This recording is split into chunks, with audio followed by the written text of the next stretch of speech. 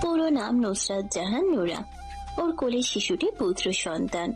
তখন থেকে ছেলেটি কেঁদে চলেছে, কিন্তু নুরা কিছুতেই কান্না বন্ধ করতে পারছে না। বাচ্চাটা তো ওর নিজের সন্তান না, আর বাচ্চা সামলানোর অভিজ্ঞতা ওর নেই।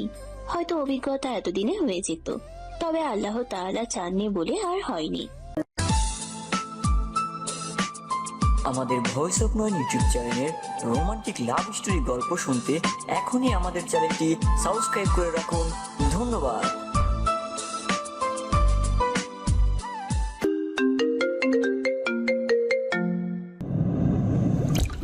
অতীত মনে হতেই চোখের কোণ বেয়ে উষ্ণ তরল গড়িয়ে পড়ে। বাচ্চাটার কান্না কিভাবে বন্ধ করবে? বিছানা থেকে নামার জন্য উদ্যত হতেই রুমে প্রবেশ ঘটে ওর বরের, আরশাদ চৌধুরী, যে কিনা গুনে গুনে উঠছে 16 বছরের বড়। লোকটার গলার স্বর গম্ভীর। যখন কথা বলে নোরার রক্ত হিম হয়ে যায়। নোরা এখন পর্যন্ত লোকটার মুখের দিকে তাকিয়ে দেখেনি, শুধু গলার স্বর শুনেছে। আরশাদ গম্ভীর আর কিছুটা রাগী স্বরে বলে, তখন থেকে কাঁদছে, শুনতে পাচ্ছ না? খাওয়াচ্ছ না কেন ওকে? নোরা মিনমিন করে বলে, কি খাওয়ামো? এখানে তো দুধ নাই। তোমাকে এনেছি কি করতে? তোমার প্রাক্তন শ্বশুর শাশুড়ি তোমাকে কিছু বলেনি? মাথা নাড়ায় নোরা। আরশাদ আগের মতো একই সুরে বলে, তুমি ওকে খাওয়াবে, নিজের ব্রেস্ট ফিডিং করা ওকে। নোরা তড়িৎ গতিতে মুখ তুলে তাকায়। আরশাদের গম্ভীর রাগী চোখ মুখ দেখে সাথে সাথে মাথা নত করে নেয়। 30 মিনিটের মধ্যে ওকে ঘুম পাড়াবে। 30 মিনিট পর আমি রুমে আসবো। মাথা নাড়ায় নোরা। আরশাদ রুম থেকে বেরিয়ে যায়। নোরা বাচ্চাটাকে নিয়ে বিছানায় উঠে বসে, আবার বাচ্চাটাকে ফিডিং করাতে শুরু করে। প্রথমে অবশ্য ওর অনেক সুসুরি লাগছিল আর অস্বস্তি বোধও হচ্ছিল। বারবার সরিয়ে নিচ্ছিল বুক থেকে। বাচ্চাটা খেতে পেয়েও আবার না পেয়ে আগের চেয়ে জোরে জোরে কাঁদতে শুরু করেছিল। আরশাদের ভয়ে নিজের সব অস্বস্তি বোধ দূরে ঠেলে খাওয়াতে শুরু করেছে। ঠিক 30 মিনিট পরেই রুমে আসে আরশাদ। বিছানার দিকে তাকিয়ে দেখে ওর ছেলে আব্রাহাম ঘুমিয়ে গেছে, আর নোরা আব্রাহামের পাশে শুয়ে আছে। এই মেয়ে, ঘুমাতে বলেছি তোমাকে আমি। মাত্রই শুয়েছিল নোরা, চোখে ঘুমও ধরা দিয়েছিল। আরশাদের রাগী গম্ভীর স্বর শুনে ভয়ে তাড়াতাড়ি উঠে বসে। বিছানা থেকে নেমে শাড়ি চেঞ্জ করো। কথাগুলো বলে নিজের ড্রেস হাতে ওয়াশরুমে প্রবেশ করে। নোরা বন্ধ হওয়া ওয়াশরুমের দরজার দিকে তাকিয়ে উপরের দিকে মুখ তুলে তাকায়, বিড়বিড় করে বলে, আল্লাহ, কি এমন পাপ করছিলাম আমি? আমার এত কষ্ট তুমি কেন দাও? এক জাহান্নাম থেকে তুইল্লাইন না আবার কই ফালাইলা? 10 লক্ষ টাকার বিনিময়ে 15 বছরের ধর্ষিতা নোরাকে কিনে এনে বিয়ে করেছে আরশাদ চৌধুরী। অবশ্য নোরা শুধু ধর্ষিতা নয়, বিধবাও। যেই ছেলে ধর্ষণ করেছিল, বিচারের সময় গ্রামের মানুষ সেই ছেলের সাথে ওকে বিয়ে দিয়ে দিয়েছিল। এমন ধর্ষিতা মেয়েকে তো অন্য কেউ বিয়ে করতে চাইবে না। তাছাড়া ওর বাবা মাও কেউ বেঁচে নেই, তাই ওর পক্ষ নিয়ে লড়াই করার মতো কেউ নেই। গ্রামের মেম্বার চেয়ারম্যান যা ফয়সালা করে দিয়েছিল, নোরার দরিদ্র ভ্যান চালক কাকা তাই মেনে নিয়েছিল। এছাড়া আর উপায় কি? তিনি তো নোরাকে আর কোথাও বিয়ে দিতে পারতেন না। এই সমাজে ভুক্তভোগীরা ন্যায় বিচার পায় না। ভুক্তভোগীদেরকেই কোণঠাসা করে রাখে সমাজ ব্যবস্থা। আর সেই ভুক্তভোগী যদি হয় নিম্নবিত্ত পরিবারের সদস্য, তাহলে তো কথাই নেই। নোরার সাথে অন্যায় হলেও ন্যায় বিচার পাইয়ে দেয়নি কেউ। ভ্যান চালক কাকাও সেরকম কোনো ব্যবস্থা নেয়নি তখন। তার অত টাকা পয়সা নেই মানুষের পিছনে পিছনে দৌড়ে দৌড়ে খরচ করার মতন। নোরার এবার কি করার ছিল? গ্রামের মানুষ যা করেছে সেটাই নিয়তি হিসেবে মেনে নিয়েছিল। বিয়ের 7 মাস পর স্বামী নামক সেই জানোয়ার ধর্ষক মানুষের হাতে গণপিটুনি খেয়ে মারা যায়। তখন নোরা 7 মাসের গর্ভবতী ছিল। স্বামী মারা যাওয়ার 3.5 মাস পর শ্বশুর শাশুড়ি মিলে ওকে 10 লক্ষ টাকার বিনিময়ে বিক্রি করে দিয়েছে আরশাদ চৌধুরীর কাছে। ওর ভাগ্যটা এত ভালো কেন? 14 বছর বয়সে এক পুরুষের লালসার শিকার হয়ে তার বউ হয়ে গিয়েছিল। 15 বছর বয়সে গর্ভবতী অবস্থায় আবার বিধবাও হয়ে গিয়েছিল। ভাগ্যের ফিরে আবারও 15 বছর বয়সে আরেক পুরুষের বউ হয়ে গেল আজ। এখানেও যে ভালো থাকবে না, সুখে থাকবে না, সেটা প্রথমেই বুঝতে পেরেছে। 10 লক্ষ টাকা দিয়ে কিনে এনে ওকে মোটেও রানী বানিয়ে রাখবে না আরশাদ, এটা বুঝতে পেরে গেছে নোরা। দেখা যাক ভাগ্যে এবার কি আছে। আরশাদ ওয়াশরুম থেকে বেরিয়ে এসে দেখে নোরা এখনো আগের মতোই দাঁড়িয়ে আছে। কিছুটা ধমকে সুরে বলে, এখনো দাঁড়িয়ে আছো কেন?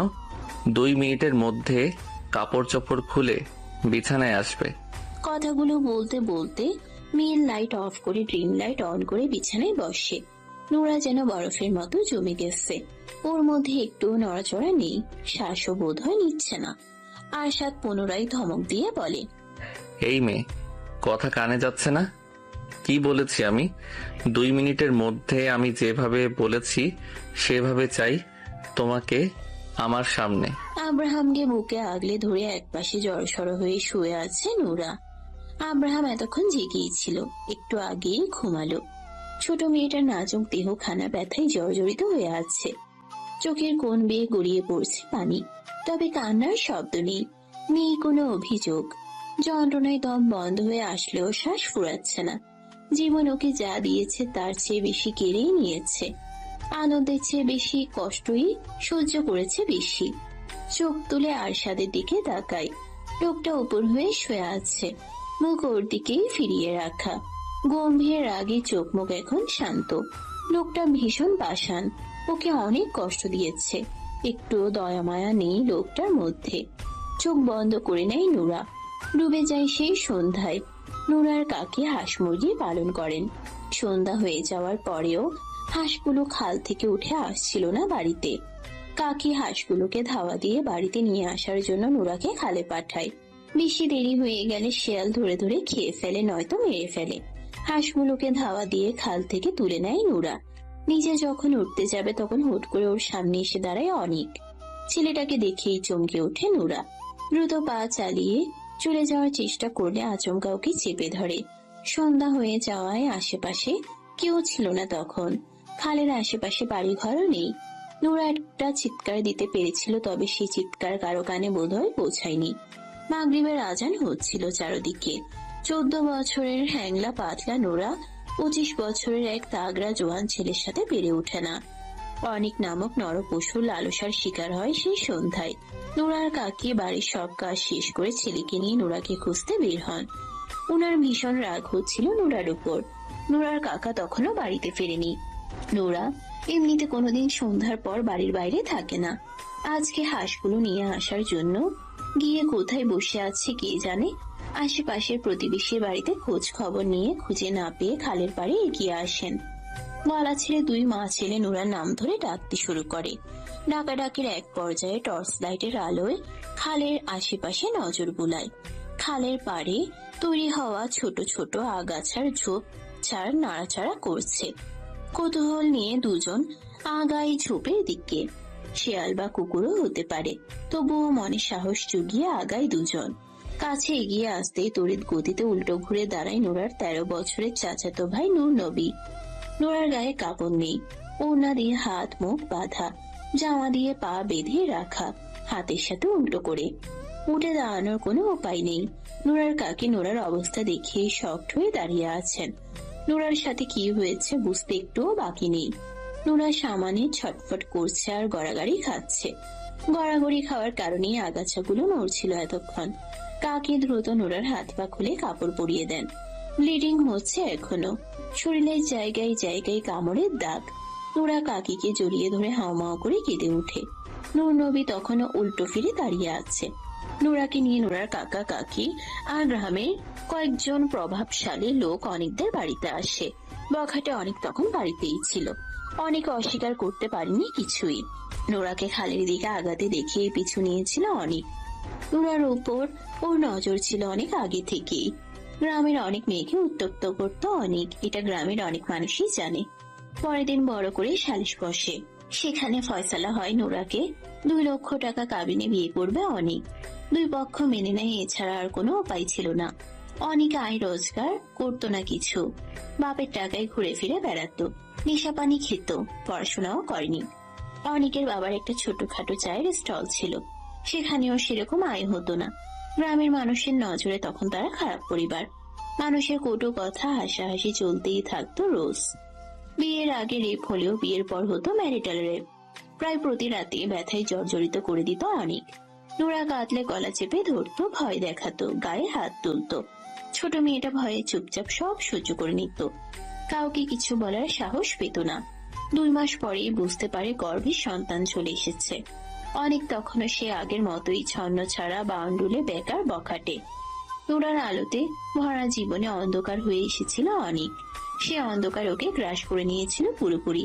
বিয়ের পরেও অনেক আগের মতোই মেয়েদের উত্তপ্ত করত। গ্রামের মানুষ অনেককে গ্রাম থেকে বের করে দিতে চায়। গ্রামের মানুষ বের করে দেওয়ার আগেই অনেকের বাবা মা নোরা আর অনেককে নিয়ে পাড়ি জমায় ঢাকায়। বস্তির মতো একটা এলাকায় বাসা ভাড়ায় উঠে 2টো রুম নিয়ে। অনেকের বাবা ফ্লাক্সের চা নিয়ে ফেরি করে বিক্রি করত। অনেককে জোর করে একটা রিক্সা ম্যানেজ করে দেন অনেকের বাবা অন্য একজনের মাধ্যমে। অনেক একদিন রিক্সা চালালে 3 দিন বসে থাকে। হাতে যে কয়েক টাকা থাকে সেগুলো দিয়ে বিড়ি, সিগারেট, গাঁজা খেয়ে শেষ করে। আবার 1 দিন 2 দিন চালায়। নোরা অনেককে কিছু বলার সাহস পেত না। নিজের কিছু প্রয়োজন হলেও মুখ ফুটে বলতে পারতো না। অনেকের প্রতি ভালোবাসা বলতে ছিল না কিছুই ওর মনের মধ্যে। যা ছিল তা শুধুই ঘৃণা, রাগ আর ক্ষোভ। এভাবেই দিন আগাতে থাকে। নোরা তখন 7 মাসের গর্ভবতী। বিকেলে রান্নার প্রস্তুতি নিচ্ছিল। ওদের ঘরের দুয়ারে অনেক মানুষের ভিড় জমে যায়। কান্নার শব্দ ভেসে আসে ওর কানে। রান্নাঘর থেকে বেরিয়ে আসে থাকার ঘরের সামনে। নজরে আসে অনেকের রক্তাক্ত নির্জীব দেহ। নোরা স্থির হয়ে দাঁড়িয়ে তাকিয়ে থাকে অনেকে নির্জীব দেহের দিকে। সেদিন ওর কাকিও এভাবেই স্থির হয়ে দাঁড়িয়ে তাকিয়েছিল ওর দিকে। অনেকের সাথে কি হয়েছিল, ওকে কেন মেরেছে, কে মেরেছে, কখনোই জানতে চায়নি নোরা। অনেকের মৃত্যুতে আয়োজন আহাজারি করে ওর কান্নাও আসেনি। 7 মাস একসাথে থাকলেও মন দেওয়া নেওয়া হয়নি দুজনের।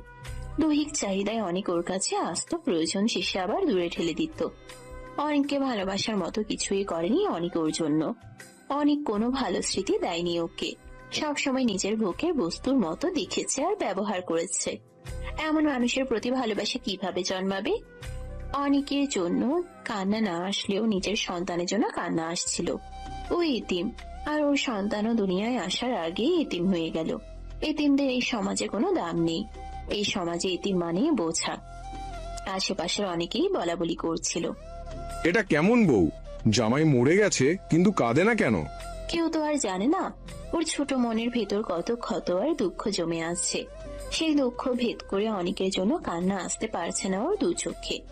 অনেককে গ্রামে নিয়ে দাফন করা হয়েছে। অনেকের একটা ছোট বোন আছে, বিয়ে হয়েছে অনেক আগে, তার 2টো সন্তানও আছে। অনেকের আর কোনো ভাই বোন নেই। অনেকের শোক কাটিয়ে ওঠার আগে অনেকের বাবা মা নোরাকে নিয়ে ঢাকায় ফিরে আসে। অনেকের বাবা মায়ের ঢাকায় থাকার আর কোনো দরকার নেই। বখাটে অনেক তো নেই মেয়েদের উত্তপ্ত করার জন্য। কয়েকজন কিছু টাকা পাবে তাদের কাছে, সেগুলো পরিশোধ করে গ্রামে ফিরে যাবে আবার। একা রুমে রাতে শুয়ে অনেকের কথা স্মরণ হতো নোরার। আশ্চর্য, যার মৃত্যুতেও ওর কান্না আসেনি, এখন তার অনুপস্থিতিতে তার শূন্যতা অনুভব করছে। অনেক আর আসেনি ওই রুমে। ওকে ঘুম থেকে টেনে তুলে ব্যথায় জর্জরিত করেনি, গলা চেপে ধরেনি, গালাগালি করেনি, গায়ে হাত তোলেনি। ওকে যন্ত্রণা দেওয়ার জন্য আর ফিরে আসেনি। সবাইকে মুক্তি দিয়ে চলে গিয়েছে সারা জীবনের জন্য। অনেকের মৃত্যুর 1.5 মাস পেরিয়ে যায়। নোরা শুনেছিল অনেকে গণপিটুনি দিয়ে মারা হয়েছে। রিক্সা চালাতে গিয়ে কোনো মেয়ের সাথে নাকি ঝামেলা করেছিল। অবশ্য এই ছেলের তো সুন্দরী মেয়ে দেখলে হুঁশ থাকতো না। বেশি কিছু জানার আগ্রহ দেখায়নি নোরা। নামাজ পড়ে অনেকের জন্য দোয়া করত। যতই হোক স্বামী ছিল তো। দুপুরে রান্নার শেষে গোসল করে নামাজ আদায় করে খাবার খায়। বিছানায় শোয়ার পর অনুভব করে পেটের ভেতর বাচ্চা নড়াচড়া করছে না। স্মরণ হয় আজ সকাল থেকেই খুব একটা নড়াচড়া করেনি। ডেলিভারির সময়ও প্রায় হয়ে এসেছে। গ্রামে কাকার বাড়িতে চলে যেতে চেয়েছিল, তবে ওর শ্বশুর শাশুড়ি রাজি হননি। ওনারও গ্রামে ফিরে যেতে চাইলেও আর যাননি, হয়তো আর যাবেনও না। বিকেলে শাশুড়িকে জানাই বাচ্চা নড়াচড়া করছে না দুপুর থেকে। সে গুরুত্ব না দিয়ে বলেছিলেন, মধ্যে মধ্যে বাচ্চা চুপচাপ থাকে, সমস্যা নাই, পরে আবার নড়াচড়া করব। কিন্তু ওর বাচ্চা আর নড়াচড়া করেনি। রাতে পেইন শুরু হয়। পরের দিন সকালে হাসপাতালে যাওয়ার পর মৃত বাচ্চা ডেলিভারি হয়। মেয়ে হয়েছিল। নোরা নিজের সন্তান হারিয়ে সেদিন কেঁদেছিল ভীষণ। পরে আবার আস্তে আস্তে নিজেই নিজের মনকে বুঝ দিয়েছে, এতিম হয়ে বেঁচে থাকার চেয়ে না থাকাই ভালো। নানান চিন্তা মাথায় ঘুরঘুর করত। কেমন যেন পাগলের মতো অবস্থা হয়ে গিয়েছিল। ওর শাশুড়ি ওকেই দোষ দিত বাচ্চা মারা যাওয়ায়। নোরা নাকি ইচ্ছে করে মেরেছে ওর সন্তানকে। নিজের রাস্তা খালি করার জন্য, অন্য কাউকে বিয়ে করার জন্য যেন বাধা না থাকে, তাই বাচ্চাকে মেরেছে। নোরা কাকার বাড়িতে ফিরে যেতে চাইলেও ওর কাকা কাকি আগ্রহ দেখায়নি। যে বোঝা ঘাট থেকে নেমে গিয়েছে সে বোঝা আর ঘাড়ে তুলতে চায়নি। তারপর একদিন কিভাবে যেন আরশাদ চৌধুরী ওর খোঁজ পেয়ে গেল। তারপর টাকার বিনিময়ে চিরদিনের জন্য কিনে নিয়ে আসলো নিজের কাছে। আরশাদ চৌধুরী চাইলেই ধনী পরিবারের মেয়েকে বিয়ে করতে পারত, চাইলে অবিবাহিত সুন্দরী মেয়ে বিয়ে করতে পারত। আরশাদ চৌধুরী ভীষণ চালাক চতুর একজন মানুষ। সে জানে নোরাকে যেভাবে খুশি সেভাবেই নাচাতে পারবে। ও টু শব্দের বিপরীতে নোরা টু শব্দ করতে সাহস করবে না কোনোদিন। নোরা শোয়া থেকে উঠে ফ্রেশ হয়ে আসে, সারা অঙ্গে ব্যথা অনুভব করছে। মনে হচ্ছে কেউ যেন খুব মেরেছে ওকে। বিষণ্ণ হয়ে উদাস মনে সোফায় গায়ে নিয়ে বসে পড়ে। অনেকের বাবা মা ওকে পছন্দ করে না, ভালোবাসে না জানতো, কিন্তু টাকার বিনিময়ে এভাবে বিক্রি করে দেবে কল্পনাও করেনি। বিছানায় শুয়ে থাকা আরশাদের দিকে তাকায় আবার। আরশাদের প্রথম বউ কোথায়? এত ছোট বাচ্চা রেখে কোথায় গেছে? মারা গেছে নাকি বাড়িতেই আছে? আরশাদের পরিবারের সবাই কোথায়? নানান প্রশ্ন মাথায় ঘুরঘুর করলেও উত্তর দেওয়ার মতো কেউ নেই। আরশাদকে স্বাভাবিক মানুষের মতো লাগেনি ওর কাছে, কেমন যেন সাইকো টাইপের। আরশাদের ঘুম ভাঙে অনেক দেরি করে।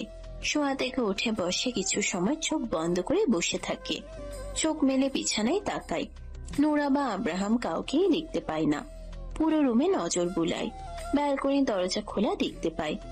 এই মেয়ে, নোরা দ্রুত পায়ে রুমে প্রবেশ করে আব্রাহামকে নিয়ে। আমি যতক্ষণ রুমে থাকবো আমার সামনে থেকে নড়বে না, বেলকনিতেও যেতে পারবে না।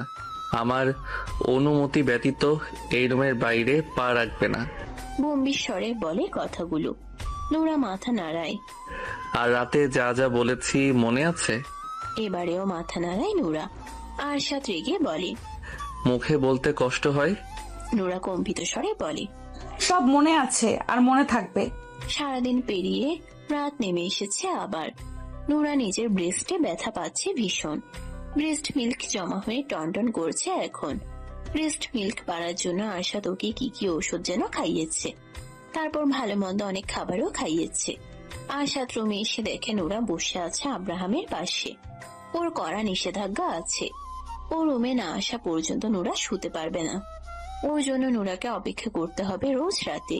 খাবার খেয়েছে দুজনেই। ঘন্টা খানিক আগে আরশাদ রুম থেকে বেরিয়েছিল। আরশাদ ফ্রেশ হয়ে আসে, বিছানায় উঠে শুতে শুতে গম্ভীর স্বরে বলে, এদিকে আসো। নোরা ভয়ে ভয়ে কিছুটা এগিয়ে আসে। আরশাদ ওকে চিৎ করে শুইয়ে নিজে উপরে উঠে যায়। বক্ষে মুখ গুজতেই নোরার মুখ দিয়ে আহ শব্দ বেরিয়ে আসে ব্যথায়। আরশাদ মুখ তুলে তাকায়, রাগী গলায় বলে, কোন রকম শব্দ করতে নিষেধ করেছে কিনা? নোরা ভয়ে ভয়ে কম্পিত স্বরে বলে, বুকে অনেক ব্যথা পাচ্ছি, ব্যথায় টনটন করছে এখন। আয়শাদ চোখ নামিয়ে বুকের দিকে নজর বুলায়। নোরা কিছু বুঝে ওঠার আগেই ডান হাত তুলে চাপ প্রয়োগ করে। প্রচন্ড ব্যথায় আর্তনাদ বেরিয়ে আসে নোরার মুখ দিয়ে। আরশাদ রেগে চিবিয়ে চিবিয়ে বলে, এই মেয়ে, সাউন্ড করতে নিষেধ করেছি আমি? নোরা কেঁদে ফেলে, জড়ানো গলায় বলে, আপনি এমন করছেন কেন? আমি ব্যথা পাচ্ছি, আজকে ছেড়ে দিন আমাকে, আমি সহ্য করতে পারবো না আর। সাইকো পাষাণ পুরুষ কানে তোলে না নোরার কথা।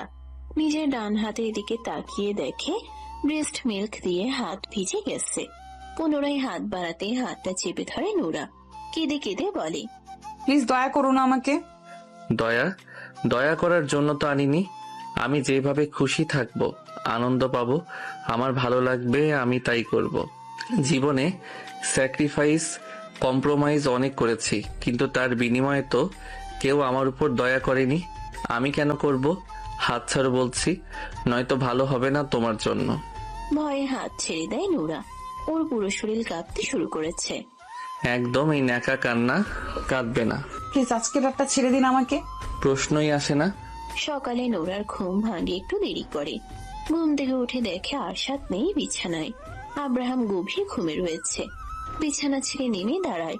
রাতে অনেক ভয় পেয়ে গিয়েছিল, কিন্তু আরশাদ ওর সাথে কিছু করেনি আর। ওর কান্না দিকে ছেড়ে দিয়েছিল, পরে আর রাগারাগিও করেনি। আব্রাহাম রাতে অনেকক্ষণ জেগেছিল। ঘুম ঘুম চোখে আব্রাহামকে কোলে নিয়ে বসেছিল নোরা। আর এই কারণেই সকালে ঘুম থেকে উঠতে দেরি হয়ে গেছে। বাথরুমে দরজার কাছে আসতেই বুঝতে পারে ভেতরে আরশাদ রয়েছে। ভেতর থেকে দরজা বন্ধ আর পানি পড়ার শব্দ পাওয়া যাচ্ছে। সরে এসে ড্রেসিং টেবিলের সামনে দাঁড়ায়। উস্কো খুস্কো ড্যামেজ চুলগুলোর খোপা খুলে চুল আঁচড়ে নেয়। পেছন ফিরতেই দেখে আরশাদ কোমরে টাওয়াল পিছিয়ে দাঁড়িয়ে আছে। আরশাদের গম্ভীর চোখ মুখ দেখেই নোরা শুকনো ঢোক গিলে নেয়। হৃদয় স্পন্দন বেড়ে গেছে, ভয়ে বুকের ভেতর ধুকপুক করছে। আরশাদকে নিজের দিকে এগিয়ে আসতে দেখিয়ে গলা শুকিয়ে যায় আরো। সামনে থেকে সরবে নাকি দাঁড়িয়ে থাকবে বুঝতে পারছে না। সরলে যদি রেগে যায়, আবার না সরলেও যদি রেগে যায়, কোন দিকে যাবে নোরা? এমন অদ্ভুত একজন মানুষের সাথে এক ছাদের নিচে একসাথে কিভাবে বসবাস করবে নোরা? অনেক যত খারাপই থাকুক, এই আরশাদ চৌধুরীর মতো ছিল না। সামনে থেকে সরবে নাকি এভাবেই মূর্তির মতো দাঁড়িয়ে থাকবে? চিবিয়ে চিবিয়ে বলা কথাগুলো শুনে দ্রুত সরে দাঁড়ায় নোরা। আরশাদ ড্রেসিং টেবিলের সামনে এসে দাঁড়ায়। নোরা আর দেরি করলো না, দ্রুত পায়ে বাথরুমে প্রবেশ করে। এই লোকের সামনে দাঁড়িয়ে থাকার চেয়ে বাথরুমে গিয়ে বসে থাকা ভালো। বেশ অনেকক্ষণ পর বাথরুম থেকে বেরিয়ে আসে নোরা। আরশাদ ফর্মাল ড্রেস পরে রেডি হয়ে বসে আছে বিছানায়। নোরা বের হতেই আগুন চোখে তাকায়। ওর চাহনি দেখেই নোরার আত্মা খাঁচা ছাড়া। আরশাদ গম্ভীর অথচ রাগী স্বরে বলে, ফ্রেশ হতে কতক্ষণ লাগে? সারা জীবন বাথরুমে বসে থাকার প্ল্যান করেছিলে নাকি? নোরা কিছু বলে না। টেবিলের উপর খাবার রাখা আছে, খেয়ে নেবে। আমি এখন বের হব, ফিরবো দুপুরে। আব্রাহামকে দেখে রাখবে, ওকে কাঁদালে খবর আছে তোমার। নোরা চুপচাপ শোনে সব কথা। আব্রাহাম আরশাদ বসা থেকে উঠে দাঁড়ায়। ধূপধাপ পা ফেলে দরজার কাছে এগিয়ে যায়। আবার পেছন ফিরে তাকিয়ে বলে, মনের ভুলেও রুমের বাইরে বের হলে পা কেটে ফেলবো আমি। বের হব না। মনে থাকে যেন। থাকবে। আরশাদ বেরিয়ে চলে যায় দরজা ভিজিয়ে দিয়ে। নোরা ফোঁস করে স্বস্তির শ্বাস ছেড়ে। যাই হোক, দুপুর পর্যন্ত শান্তিতে থাকতে পারবে আজকে। খাবার খেতে বসে আরশাদের কথা স্মরণ হয়। লোকটা খেয়েছে, খায়নি বোধ হয়। গতকাল রুমে বসে ওর সাথেই খেয়েছিল 3 বার। আজকে বোধ হয় নিচে গিয়ে খাবে। নোরা বেশি কিছু ভাবলো না, খিদে পেয়েছে তাই খাওয়া শুরু করে। খাবারের স্বাদ অনেক ভালো, আর এইসব খাবার আগে কোনোদিন খায়নি নোরা। এমন দামি দামি খাবার খাওয়ার মতো ভাগ্য ওর ছিল নাকি কোনোদিন। কাকির সংসারে কাকি যা দিত তাই খেত, শাশুড়ির সংসারেও শাশুড়ি যা খেতে দিত তাই খেত। এই বাড়িতেও যা দেয় তাই খায়, কিন্তু ওর খাওয়া শেষ হয় আর আব্রাহাম ঘুম থেকে উঠে যায়। নোরা দ্রুত হাত ধুয়ে পানি খেয়ে বিছানায় উঠে আসে। আব্রাহামের গায়ের উপর থেকে ব্ল্যাঙ্কেট সরিয়ে নেয়, কাপড় চোপড় পরিবর্তন করে কোলে তুলে নেয়। বাচ্চার যত্ন কিভাবে করতে হয় নোরার জানা নেই। যেভাবে নিজে পারছে সেভাবেই করছে বিয়ের রাত থেকে। দুপুরে ফেরার কথা থাকলেও আরশাদ ফেরে সন্ধ্যার পর। ক্লান্ত শরীরে রুমে প্রবেশ করতেই দেখে নোরা আব্রাহামকে কোলে নিয়ে বসে আছে বিছানায়। নোরা একবার চোখ তুলে তাকিয়ে সাথে সাথেই চোখ নামিয়ে নেয় আবার। আরশাদকে ভীষণ ক্লান্ত দেখাচ্ছে। সারাদিন কি খায়নি নাকি? আরশাদ দুজনের দিকে তাকিয়ে থাকে কিছু সময়। মুখে কিছু না বলে হাতের ঘড়ি খুলে গায়ের শার্ট খুলে ফেলে। পকেট থেকে ফোন আর ওয়ালেট বের করে বেড খুলে রেখে দেয়। টাওয়ালটা হাতে নিয়ে ধূপধাপ পা ফেলে বাথরুমে প্রবেশ করে। এখান থেকে এখানে একটু আস্তে ধীরেও তো যাওয়া যায়। বেশ সময় নিয়ে গোসল করে বাথরুম থেকে বের হয় আরশাদ। ক্লান্ত চোখ মুখ এখন একটু সতেজ লাগছে। ট্রাউজার পরে বিছানার কাছে এগিয়ে আসে। নোরার সামনে বসতেই নোরার শ্বাস প্রশ্বাস বন্ধ করে নেয়। শ্বাস নেওয়ার শব্দ শুনে যদি রেগে যায়, নিজের বলিষ্ঠ হাত দুটো বাড়িয়ে নোরার কোল থেকে আব্রাহামকে নিজের কোলে তুলে নেয় আরশাদ। নোরা ভয়ে ভয়ে একটু পিছিয়ে যায়। আরশাদ চোখ তুলে তাকাতেই স্থির হয়ে বসে রইল আবার। আরশাদ ছেলের গায়ে জামা তুলে ভালোভাবে খেয়াল করে। নোরার দিকে তাকিয়ে বরাবরের মতো গম্ভীর স্বরে বলে, ওর গায়ে বেবি ওয়েল দিয়ে দাওনি? দুপুরে গোসল করানোর পরে দিয়েছিলাম। তারপর আর দাওনি? না। কেন? জোরে কথা শুনে চমকে ওঠে নোরা। ভয়ে ভয়ে আরশাদের মুখের দিকে তাকিয়ে সাথে সাথে মাথা নত করে নেয় আবার। কম্পিত স্বরে বলে, দুপুরে দিছিলাম, এই জন্যই আর দেই নাই। এই ভাষায় আমার সামনে কথা বলতে নিষেধ করেছিলাম আমি। ভুল হয়ে গেছে, আর বলবো না। এক ভুল কতবার হয়? আর হবে না। ওয়েল মেসেজ করনি কেন? ত্বক কেমন খসখসে হয়ে গেছে, চোখে দেখনি? কিভাবে বাচ্চার যত্ন নিতে হয় জানো না? না। এর আগে কোনো বাচ্চার যত্ন নাওনি? না। কাউকে নিতেও দেখনি? না। ওর পুরো শরীর অয়েল ম্যাসাজ করো এখনই। বিছানায় শুয়ে দেয় আব্রাহামকে। নোরা বেবি অয়েলের বোতল নিয়ে আসে। আব্রাহামের গায়ের পোশাক খুলে অয়েল ম্যাসাজ করতে শুরু করে। এটা কিভাবে করছো? কিভাবে করব? কিচ্ছু পারো না দেখছি। নোরা চুপ হয়ে থাকে। আরশাদ দেখিয়ে দেয় কিভাবে কিভাবে অয়েল ম্যাসাজ করতে হবে। ডক্টরের কাছ থেকে বেবিকে অয়েল ম্যাসাজ কিভাবে করতে হবে তা শিখেছিল আরশাদ।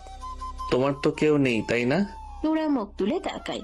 পুনরায় অয়েল ম্যাসাজ করতে করতে বলে, কাকা কাকি আর 2 কাকাতো ভাই বোন আছে। তোমার বাবা মায়ের কি হয়েছিল? ঘরে আগুন লেগে মারা গিয়েছিল।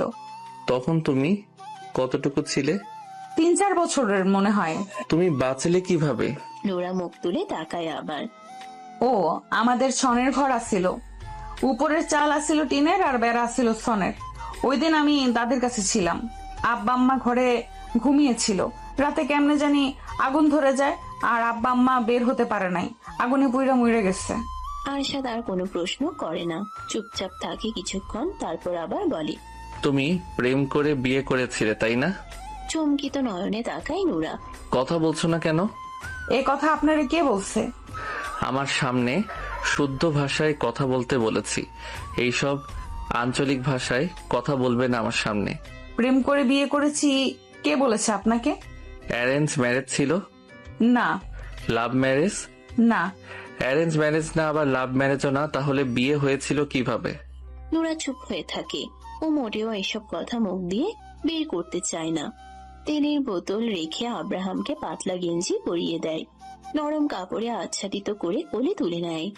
আমি কিছু জিজ্ঞেস করেছি, উত্তর দাও। আপনি পুরনো কথা কেন শুনতে চাইছেন? বলো তুমি। নোরা বুঝতে পারছে না বলে আর উপায় নেই, বলতেই হবে।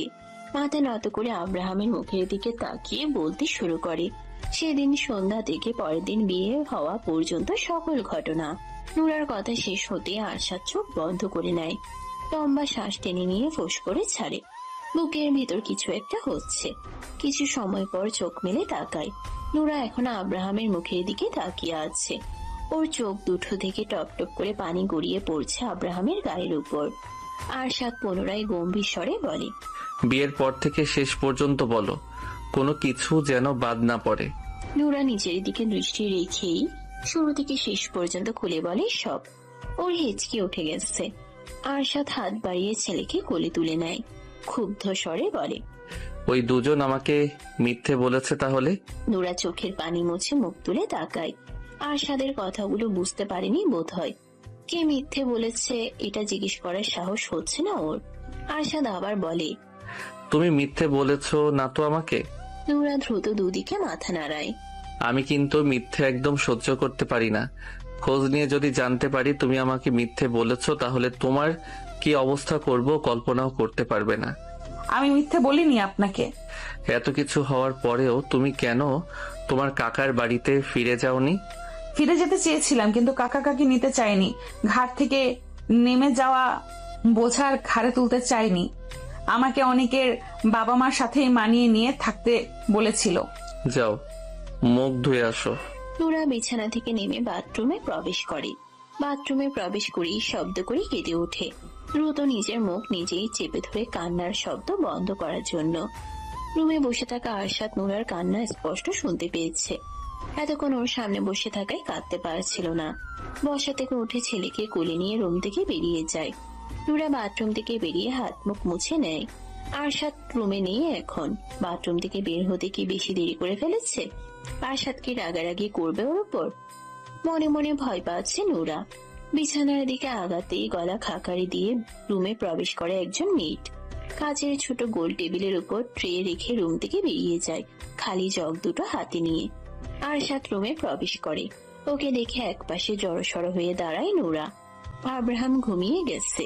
বিছানায় শুয়ে দিয়ে ঢেকে দেয় আরশাদ। সোজা হয়ে দাঁড়িয়ে নোরার দিকে তাকাতেই নোরা মাথা নিচু করে নেয়। খিদে পেয়েছে আমার। নোরা চোখ তুলে একবার তাকিয়ে টেবিলের কাছে এগিয়ে আসে। দুটো প্লেট সোজা করে খাবার বেড়ে নেয়। মেয়েট নক করে অনুমতি নিয়ে রুমে প্রবেশ করে। পানির জগ দুটো রেখে চলে যায় সাথে সাথেই। আরশাদ চেয়ার টেনে বসে খাবার খাওয়ার জন্য। কাজের চাপে দুপুরে খাওয়ার সময় পায়নি, আর ওর খেতেও ইচ্ছে হয়নি। খেতে বসছো না কেন? দ্রুত চেয়ারে বসে পড়ে নোরা। প্লেটের দিকে দৃষ্টি রেখে খাওয়া শুরু করে। খাওয়ার ফাঁকে ফাঁকে আরশাদের কিছু লাগবে কিনা জিজ্ঞেস করে তুলে দেয় প্লেটে। খাওয়া শেষে আরশাদ রুম থেকে বেরিয়ে যায়। নোরা প্লেট বাটিগুলো গুছিয়ে রেখে বিছানায় এসে বসে। এখন ওর শুয়ে ঘুমোতে ইচ্ছে করছে। দুর্বল শরীর থাকায় অলসতা ভর করেছে খাওয়ার সাথে সাথেই। 10টার পর রুমে ফিরে আসে আরশাদ। বিছানার দিকে তাকিয়ে দেখে নোরা ঘুমে দুলছে রীতিমতো। চোখ দুটো অনেক কষ্টে মেলে রেখেছে। দরজা লাগিয়ে ফ্রেশ হয়ে এসে পানি খায়।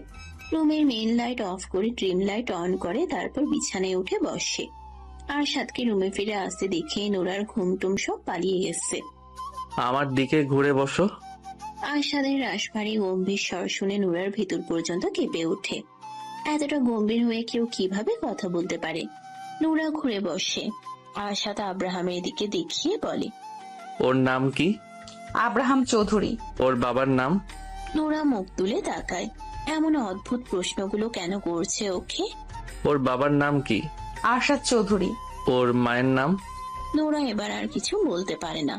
আব্রাহামের মায়ের নাম তো ওর জানা নেই। ও তো শুধু আব্রাহাম আর আরশাদের নাম শুনেছিল, তাছাড়া আর কারো নাম জানে না এই বাড়ির। আরশাদের বাবার নামটাও ভুলে গেছে। কিছু জিজ্ঞেস করেছি আমি? নোরা চুপ হয়ে থাকে। আরশাদের মেজাজ আরো গরম হতে শুরু করে। চিবিয়ে চিবিয়ে বলে, আব্রাহাম কি হয় তোমার? নোরা ভয় পেলেও চুপ হয়ে আছে। কি বলবে মাথায় আসছে না কিছু। ভয়ে বোধ বুদ্ধি লোপ পেয়েছে। আমি কে হই তোমার? স্বামী। তাহলে আমার ছেলে কি হবে তোমার?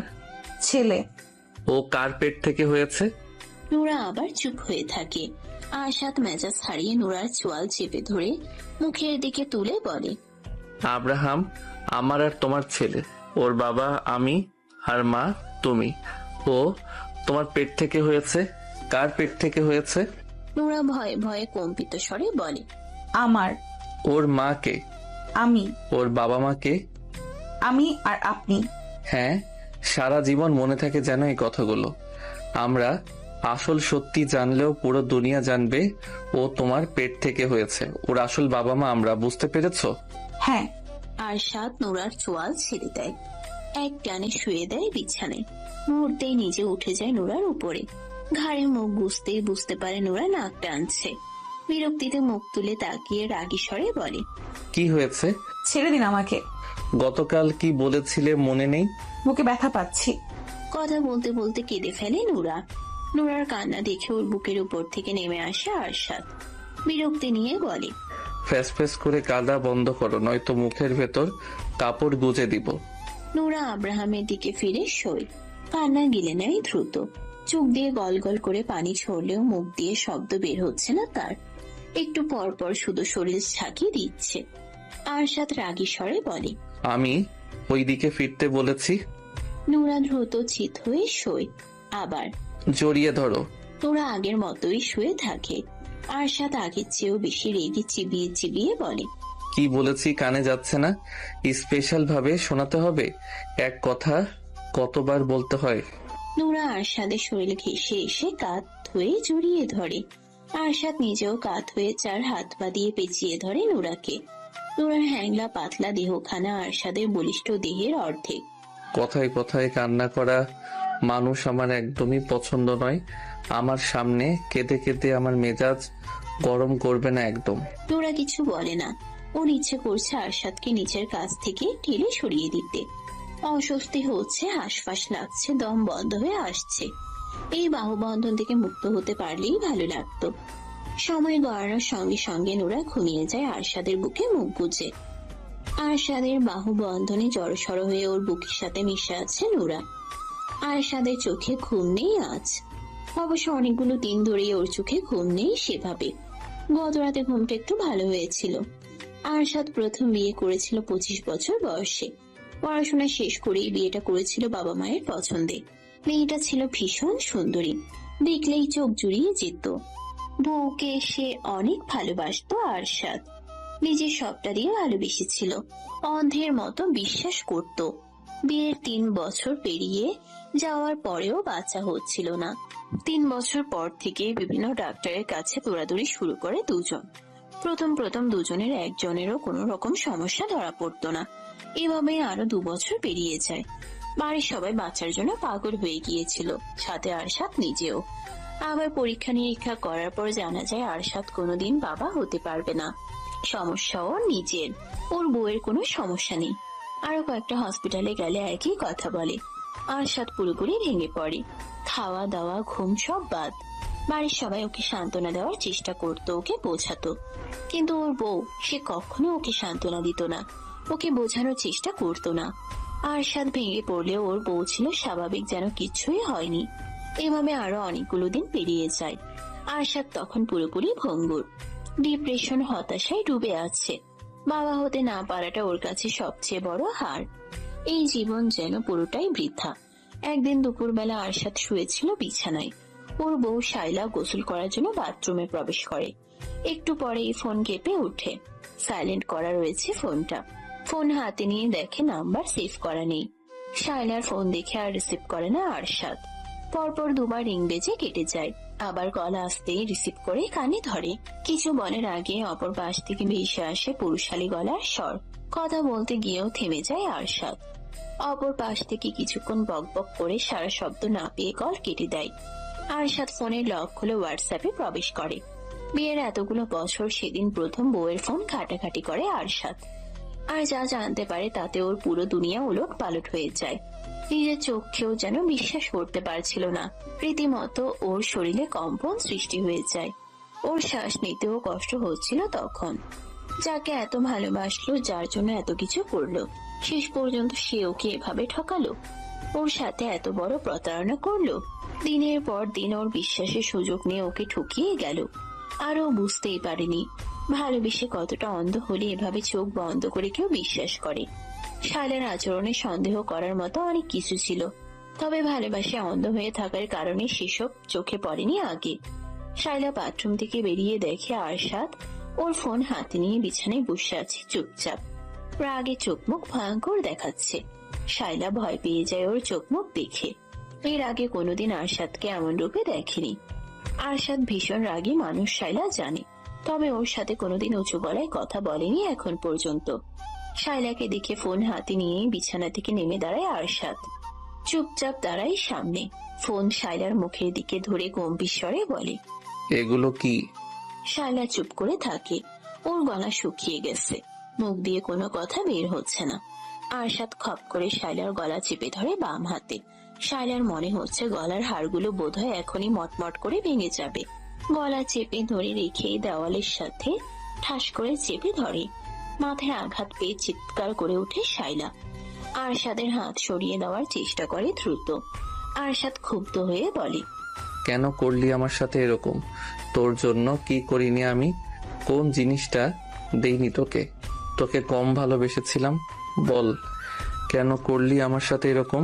শাইলা কিছু না বলে আরশাদের হাত সরানোর চেষ্টায় ব্যস্ত। ভালো যদি নাই বাসিস তাহলে বিয়ে করেছিস কেন? বল, কেন বিয়ে করেছিস? কেন অভিনয় করলি আমার সাথে? বিয়ের আগে যখন বারবার জিজ্ঞেস করলাম তখন মিথ্যে কেন বলেছিলি? মুখ খোল, নয়তো তোকে জানে মেরে ফেলবো আজ। আরশাদের চিৎকারে বাড়ির সবাই উপস্থিত হয়ে গেছে ওর রুমে। যেভাবে শাইলার গলা চেপে ধরে আছে, এভাবে আরেকটু সময় থাকলে শাইলা মারা যাবে। যাকে পাগলের মতো ভালোবাসে তাকে এভাবে মারার কারণ কেউ বুঝতে পারছে না। সন্ধ্যার পরপর বাড়িতে প্রবেশ করে আরশাদ। দুপুরের আগে হিতাহিত জ্ঞান হারিয়ে শাইলাকে মেরে ধরে ফেলে রেখে বাড়ি থেকে বেরিয়ে গিয়েছিল নিজের আগের সব রিপোর্টগুলো নিয়ে। শাইলাকে কেন মেরেছে, শাইলা কি করেছে কাউকে কিছু বলেনি, কারো কোনো প্রশ্নের উত্তরও দেয়নি। ওর এমন খ্যাপা রাগ দেখে কেউ বেশি কিছু জিজ্ঞেস করার সাহসও করেনি। হসপিটালে গিয়ে আগে ডক্টর দেখিয়েছে। নতুন রিপোর্ট দেখে ডক্টর জানিয়েছেন আরশাদের কোনো সমস্যা নেই, ও বাবা হতে পারবে। আগের সব রিপোর্ট ফেক। হসপিটাল থেকে বেরিয়ে গিয়েছিল থানায়। যতজন ডক্টর এর আগে ওকে মিথ্যে বলেছিল আর ফেক রিপোর্ট বানিয়েছিল, প্রমাণ দেখিয়ে সকলের নামে মামলা করেছে। শাইলার নামেও মামলা করেছে। এসব কিছু করতে করতেই সন্ধ্যা হয়ে গেছে। বাড়িতে ফিরে দেখে শাইলার বাবা মা ভাই চলে এসেছে ওদের বাড়িতে। সবাই ওর সাথে কথা বলার জন্য উদ্যত হলেও আরশাদ কারো কোনো কথা না শুনে সোজা নিজের রুমে চলে আসে। শায়লা শুয়েছিল বিছানায়। আরশাদের শক্ত হাত পায়ের মার খেয়ে অবস্থা খারাপ। আরশাদ শায়লার দিকে তাকিয়ে রাগে ফুসফুস করতে শুরু করে। হাতের রিপোর্টগুলো বিছানার উপর রেখে শায়লার চুলের মুঠি ধরে বিছানা থেকে টেনে নামাতে নামাতে বলে, তুই আমার বিছানায় শুয়ে আছিস কেন?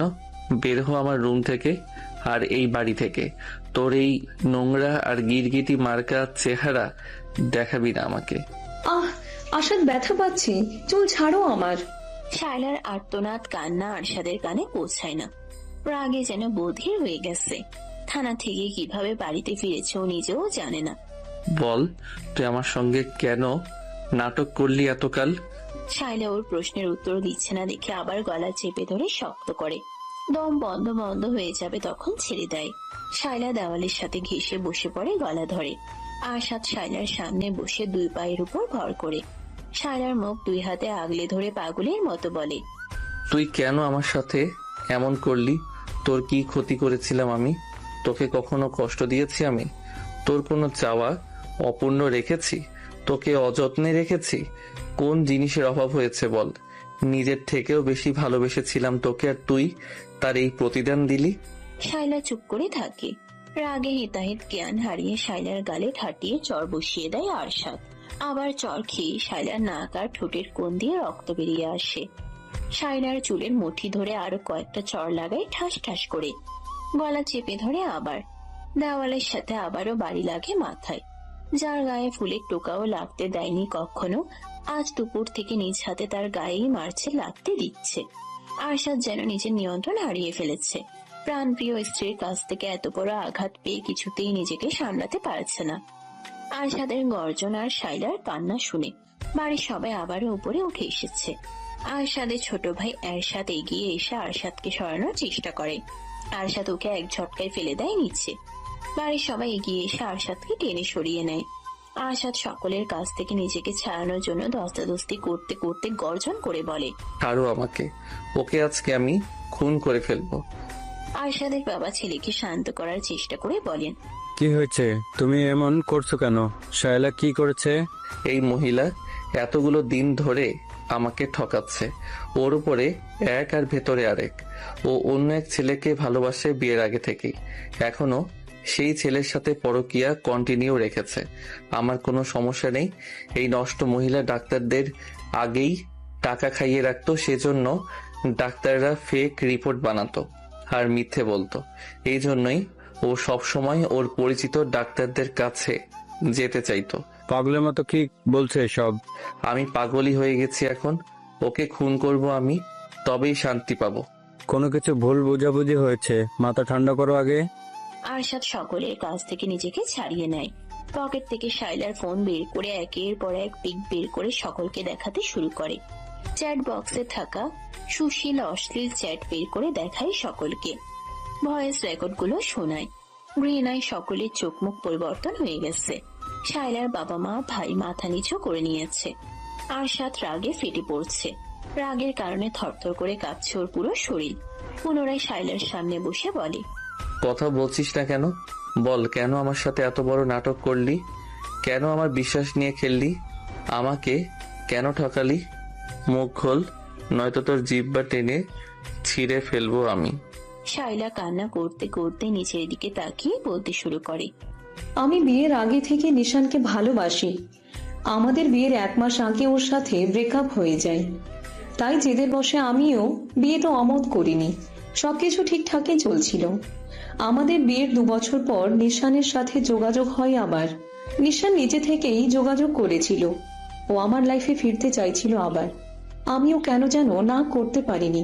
ফোনেই কথা হতো আমাদের। এর মধ্যে তুমি বাচ্চার জন্য পাগল হয়ে ওঠো। 3 বছর পরেও যখন বাচ্চা হচ্ছিল না, তখন ডক্টর দেখাতে শুরু করো। তখন আমি লুকিয়ে লুকিয়ে মেডিসিন নিতাম যেন বাচ্চা না হয়। এর মধ্যে আরো অনেক কিছু ঘটে যায়। নিশান আমাকে হসপিটাল আর ডক্টরের নাম বলে দিত আগেই। আমিও তোমাকে নিয়ে তাদের কাছেই যেতাম। আরশাদ শায়লার চোয়াল শক্ত করে চেপে ধরে চিবিয়ে চিবিয়ে বলে, এতই যখন ভালোবাসিস তাহলে যাসনি কেন? কেন এত নাটক করলি? তোকে তো সব রকম ফ্রিডম দেওয়া হয়েছিল, চাইলেই চলে যেতে পারতি, চাসনি কেন? শাইলা চুপ করে থাকে। আরশাদ আবার বলে, আমার টাকায় খাবি, পরবি আর অন্যের সঙ্গে রঙ্গলীলা করবি, তাই না? তুই কি ভেবেছিস তোর চালাকি আমি ধরতে পারবো না? আমি বুঝতে পেরে গেছি তুই কেন আমাকে ছেড়ে এখনো যাসনি। ওই বাড়িটার জন্য, তাই না? বাড়িটা তোর নামে লিখে দিলেই তুই আমাকে ছেড়ে চলে যেতি। কি আমি ঠিক বলছি না? শাইলা এবারেও চুপ করে থাকে। বিয়ের 1 বছর পরেই আরশাদ নিজেদের জন্য আলাদা একটা বাড়ি তৈরি করার সিদ্ধান্ত নেয়। বাড়িটা যেখানে হবে সেই জমি শহর থেকে একটু দূরে।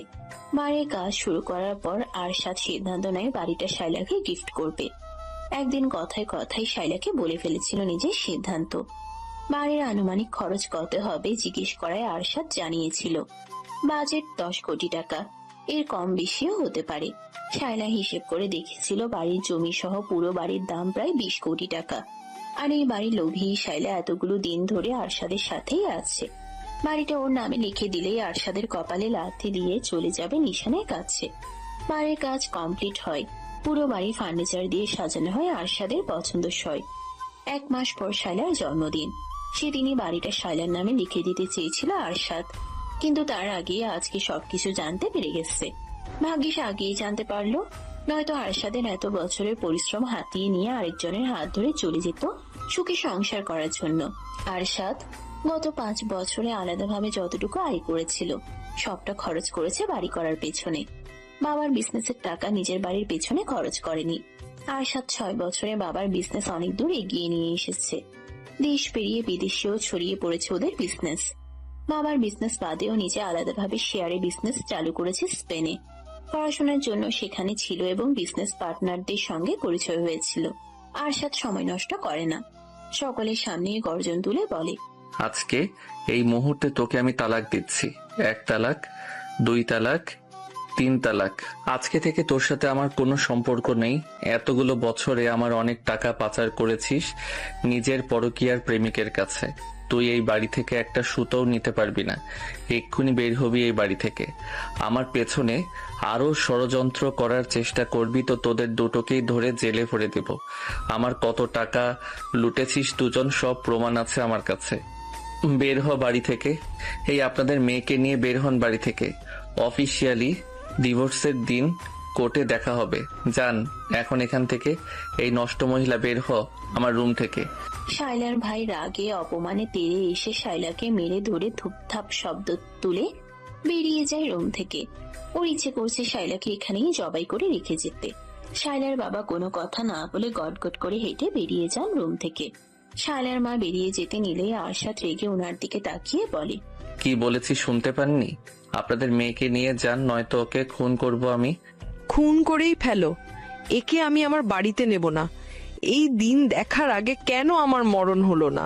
আরশাদ শায়লার হাত ধরে টেনে নিয়ে রুম থেকে বের হয়। ওর বড় বড় কদমের সাথে পেরে উঠছে না শায়লা। আরশাদ এক প্রকার ওকে টেনে হিঁচড়ে নিচে নামাচ্ছে। বাড়ি থেকে বেরিয়ে রাস্তায় ছুঁড়ে ফেলে এক প্রকার। একদলা থুতু ছুঁড়ে দিয়ে মুখের উপর গেট লাগিয়ে দেয়। উল্টো ঘুরে সোজা নিজের রুমে চলে আসে। দরজা লাগিয়ে স্থির হয়ে দাঁড়ায়। বুকের ভেতর যন্ত্রণায় ফেটে যাচ্ছে, শ্বাস বন্ধ হয়ে আসছে। কাকে এত ভালোবাসলো এতকাল, কাকে নিয়ে রোজ স্বপ্ন দেখতো, কাকে ভালো রাখার জন্য দিনরাত পরিশ্রম করত, কার জন্য এত কিছু করেছে। একজন বিশ্বাসঘাতক স্বার্থপর লোভী নষ্ট মহিলার জন্য এত কিছু করলো এতকাল। একসাথে থেকেও কেন এতকাল কিছু বুঝতে পারলো না। ভালোবাসায় এতটাই অন্ধ হয়ে গিয়েছিল যে শায়লাকে নিয়ে অমন কিছু ভাবার দুঃসাহস করতো না আরশাদ। প্রাণপ্রিয় স্ত্রী, কি করেনি এই মেয়ের জন্য? যখন যা চেয়েছে সব দিয়েছে, যেভাবেই হোক যখন যা করতে চেয়েছে তাই করতে দিয়েছে, সব রকম ফ্রিডম দিয়েছিল। আর এই মহিলা কি করলো? গত 4টা বছর ধরে ওকে নিখুঁত ভাবে ঠকিয়ে গেল। কি নিখুঁত তার অভিনয়! ওই মায়াবীর চেহারায় এত নিখুঁত অভিনয় কিভাবে লুকিয়ে রাখতো? আসলেই কি ওই চেহারা মায়াবী ছিল? কই, ওই চেহারা তো ওর কাছে দুপুর থেকে একটুও মায়াবী লাগেনি, বরং লেগেছে ভয়ঙ্কর রকমের হিংস্র। বেশি ভালোবাসতো যে, তাই মায়াবী লাগতো আগে। এই শায়লাকে ভালোবাসেনি আরশাদ, ও ভালোবেসেছিল সেই শায়লাকে যে কিনা ওর হাত ধরে ওর চোখে চোখ রেখে বলেছিল, আমি সারা জীবন তোমার সাথেই থাকবো, কোনোদিনও তোমার হাত ছাড়বো না। তুমি আমার জীবনের প্রথম এবং শেষ পুরুষ। হাঁটু মুড়ে বসে পড়ে আরশাদ। বুকের বাম পাশে শক্ত করে চেপে ধরে জড়ানো গলায় বলে, কেন আমাকে এভাবে ঠকালে? আমি তোমার এই রূপ কিছুতেই মানতে পারছি না। তুমি বলেছিলে আমি তোমার জীবনের প্রথম পুরুষ, অথচ আমি দ্বিতীয় জন ছিলাম। এত নিখুঁত অভিনয় তুমি কিভাবে করলে এতগুলো দিন ধরে? তুমি লাস্ট মেসেজে কি লিখেছিলে? আমাকে তোমার এখন সহ্য হয় না, আমাকে দেখলে তোমার খুন করতে ইচ্ছে করে। নরম গলায় কথাগুলো বলতে বলতে হঠাৎই গর্জন করে উঠে আবার মিস্ত্রি ভাষায় গালাগালি করতে শুরু করে শায়লাকে উদ্দেশ্য করে। বসা থেকে উঠে শায়লার যা যা হাতের কাছে পায় সবকিছু ছুঁড়ে ফেলতে শুরু করে। রুমের বাইরে দাঁড়িয়ে সবাই রুমের ভেতরে চলা তাণ্ডব স্পষ্ট অনুভব করতে পারছে। আরশাদ রুমের ভেতরে পাগলের মতো চিৎকার শুরু করেছে রীতিমতো। পুরো বাড়ি কেঁপে উঠছে যেন ওর চিৎকারে আর তাণ্ডবে। 1 সপ্তাহ পর আরশাদ আর শায়লার অফিসিয়ালি ডিভোর্স হয়। এই 1 সপ্তাহ পাগলের মতো কেটেছে আরশাদের। না ঠিক মতো খেয়েছে, না নিজের রুমে প্রবেশ করেছে, আর না অন্য কিছু করেছে। সারাদিন পাগলের মতো এদিক সেদিক ঘুরে বেরিয়েছে শুধু। বাড়িতে ফিরলেও নিজের রুমে প্রবেশ করেনি, গেস্ট রুমে থেকেছে। যা কিছুর প্রয়োজন হয়েছে ছোট ভাই বোন নয়তো মাকে দিয়ে আনিয়ে নিয়েছে। ওই রুমে প্রবেশ করলে আরো পাগলের মতো হয়ে গেছে। শায়লার সাথে কাটানো স্মৃতিগুলো মাথা চাড়া দিয়ে উঠেছে। সবকিছু ধ্বংস করে দিতে ইচ্ছে করেছে তখন। অফিসিয়ালি ডিভোর্স হওয়ার পর আরশাদ ওই বাড়িতে আর ফিরে যায়নি। নিজের টাকায় করা বাড়িটাই চলে আসে একাই। কারোর সাথে থাকতেও ভালো লাগছিল না। ওই বাড়িতে গেলেও দম বন্ধ হয়ে আসতো। পরিবারের সবাইকে এই বাড়িতে আসতেও নিষেধ করে দিয়েছে। ওকে ডিস্টার্ব করতে কেউ যেন এই বাড়িতে না আসে। ওর যখন ইচ্ছে হবে তখন নিজেই যাবে বাড়িতে। অবশ্য অফিসে গেলে রোজ দেখা হয় বাপ ভাইয়ের সাথে। ডিভোর্সের 15 দিন পর বেশ রাত করে অফিস থেকে ফিরছিল আরশাদ। ওর মনে শান্তি লাগছিল না। মাঝ রাস্তায় গাড়ি থামিয়ে নেমে দাঁড়ায় গাড়ি থেকে।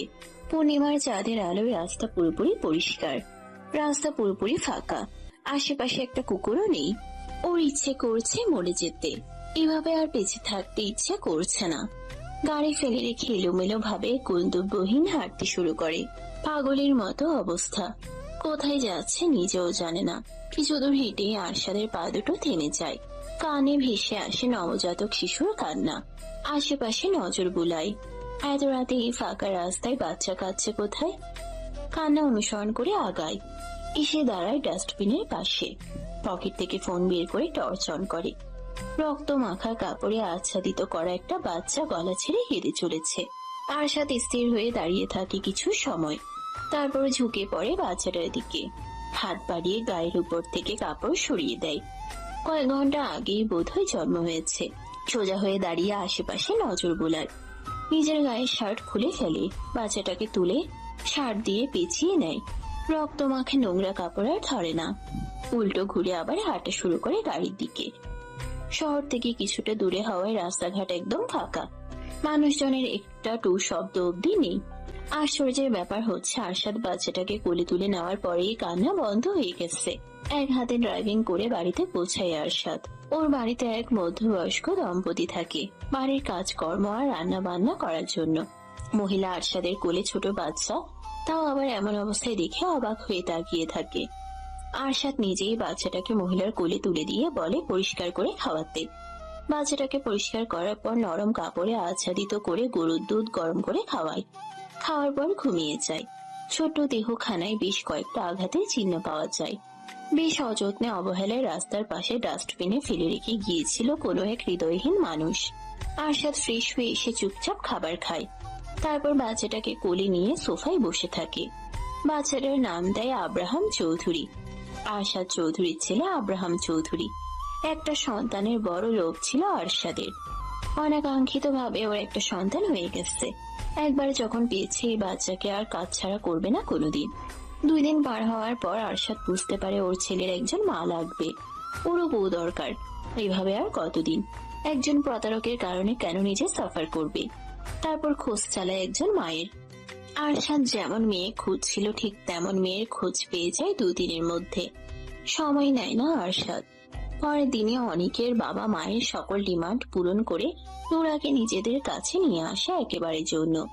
নোরা চাইলেও কোনোদিন ওকে আর ওর ছেলেকে ছেড়ে যেতে পারবে না। নোরার পুরো দুনিয়া ঘিরে থাকবে আরশাদ আর আব্রাহাম।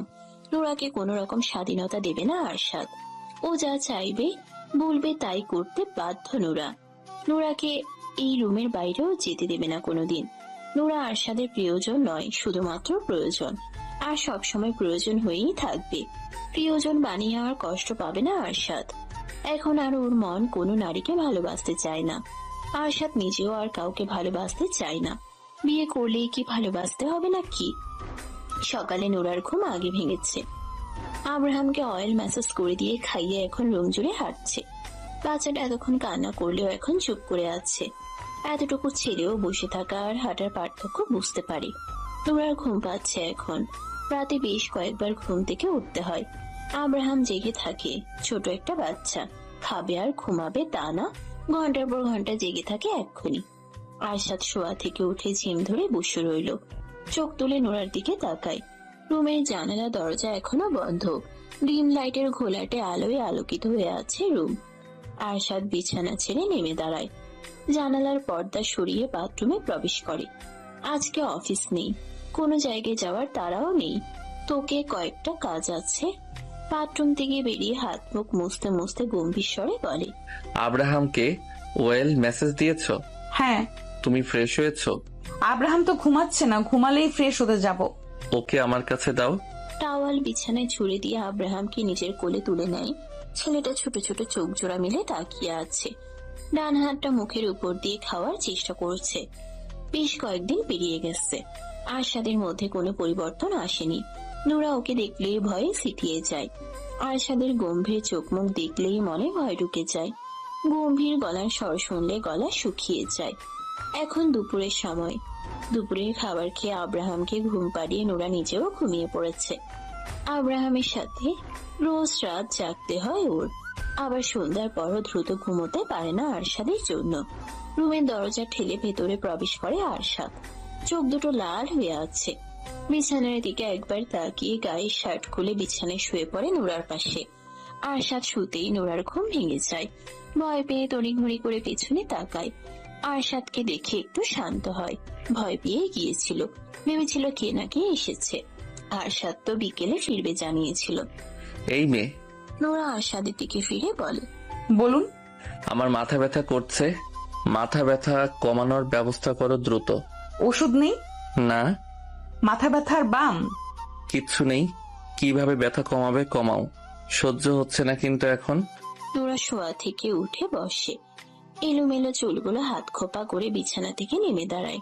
ড্রেসিং টেবিলের উপর রাখা নিজের তেলের বোতলটা নিয়ে আসে। আরশাদ এনে দিয়েছিল সবকিছু।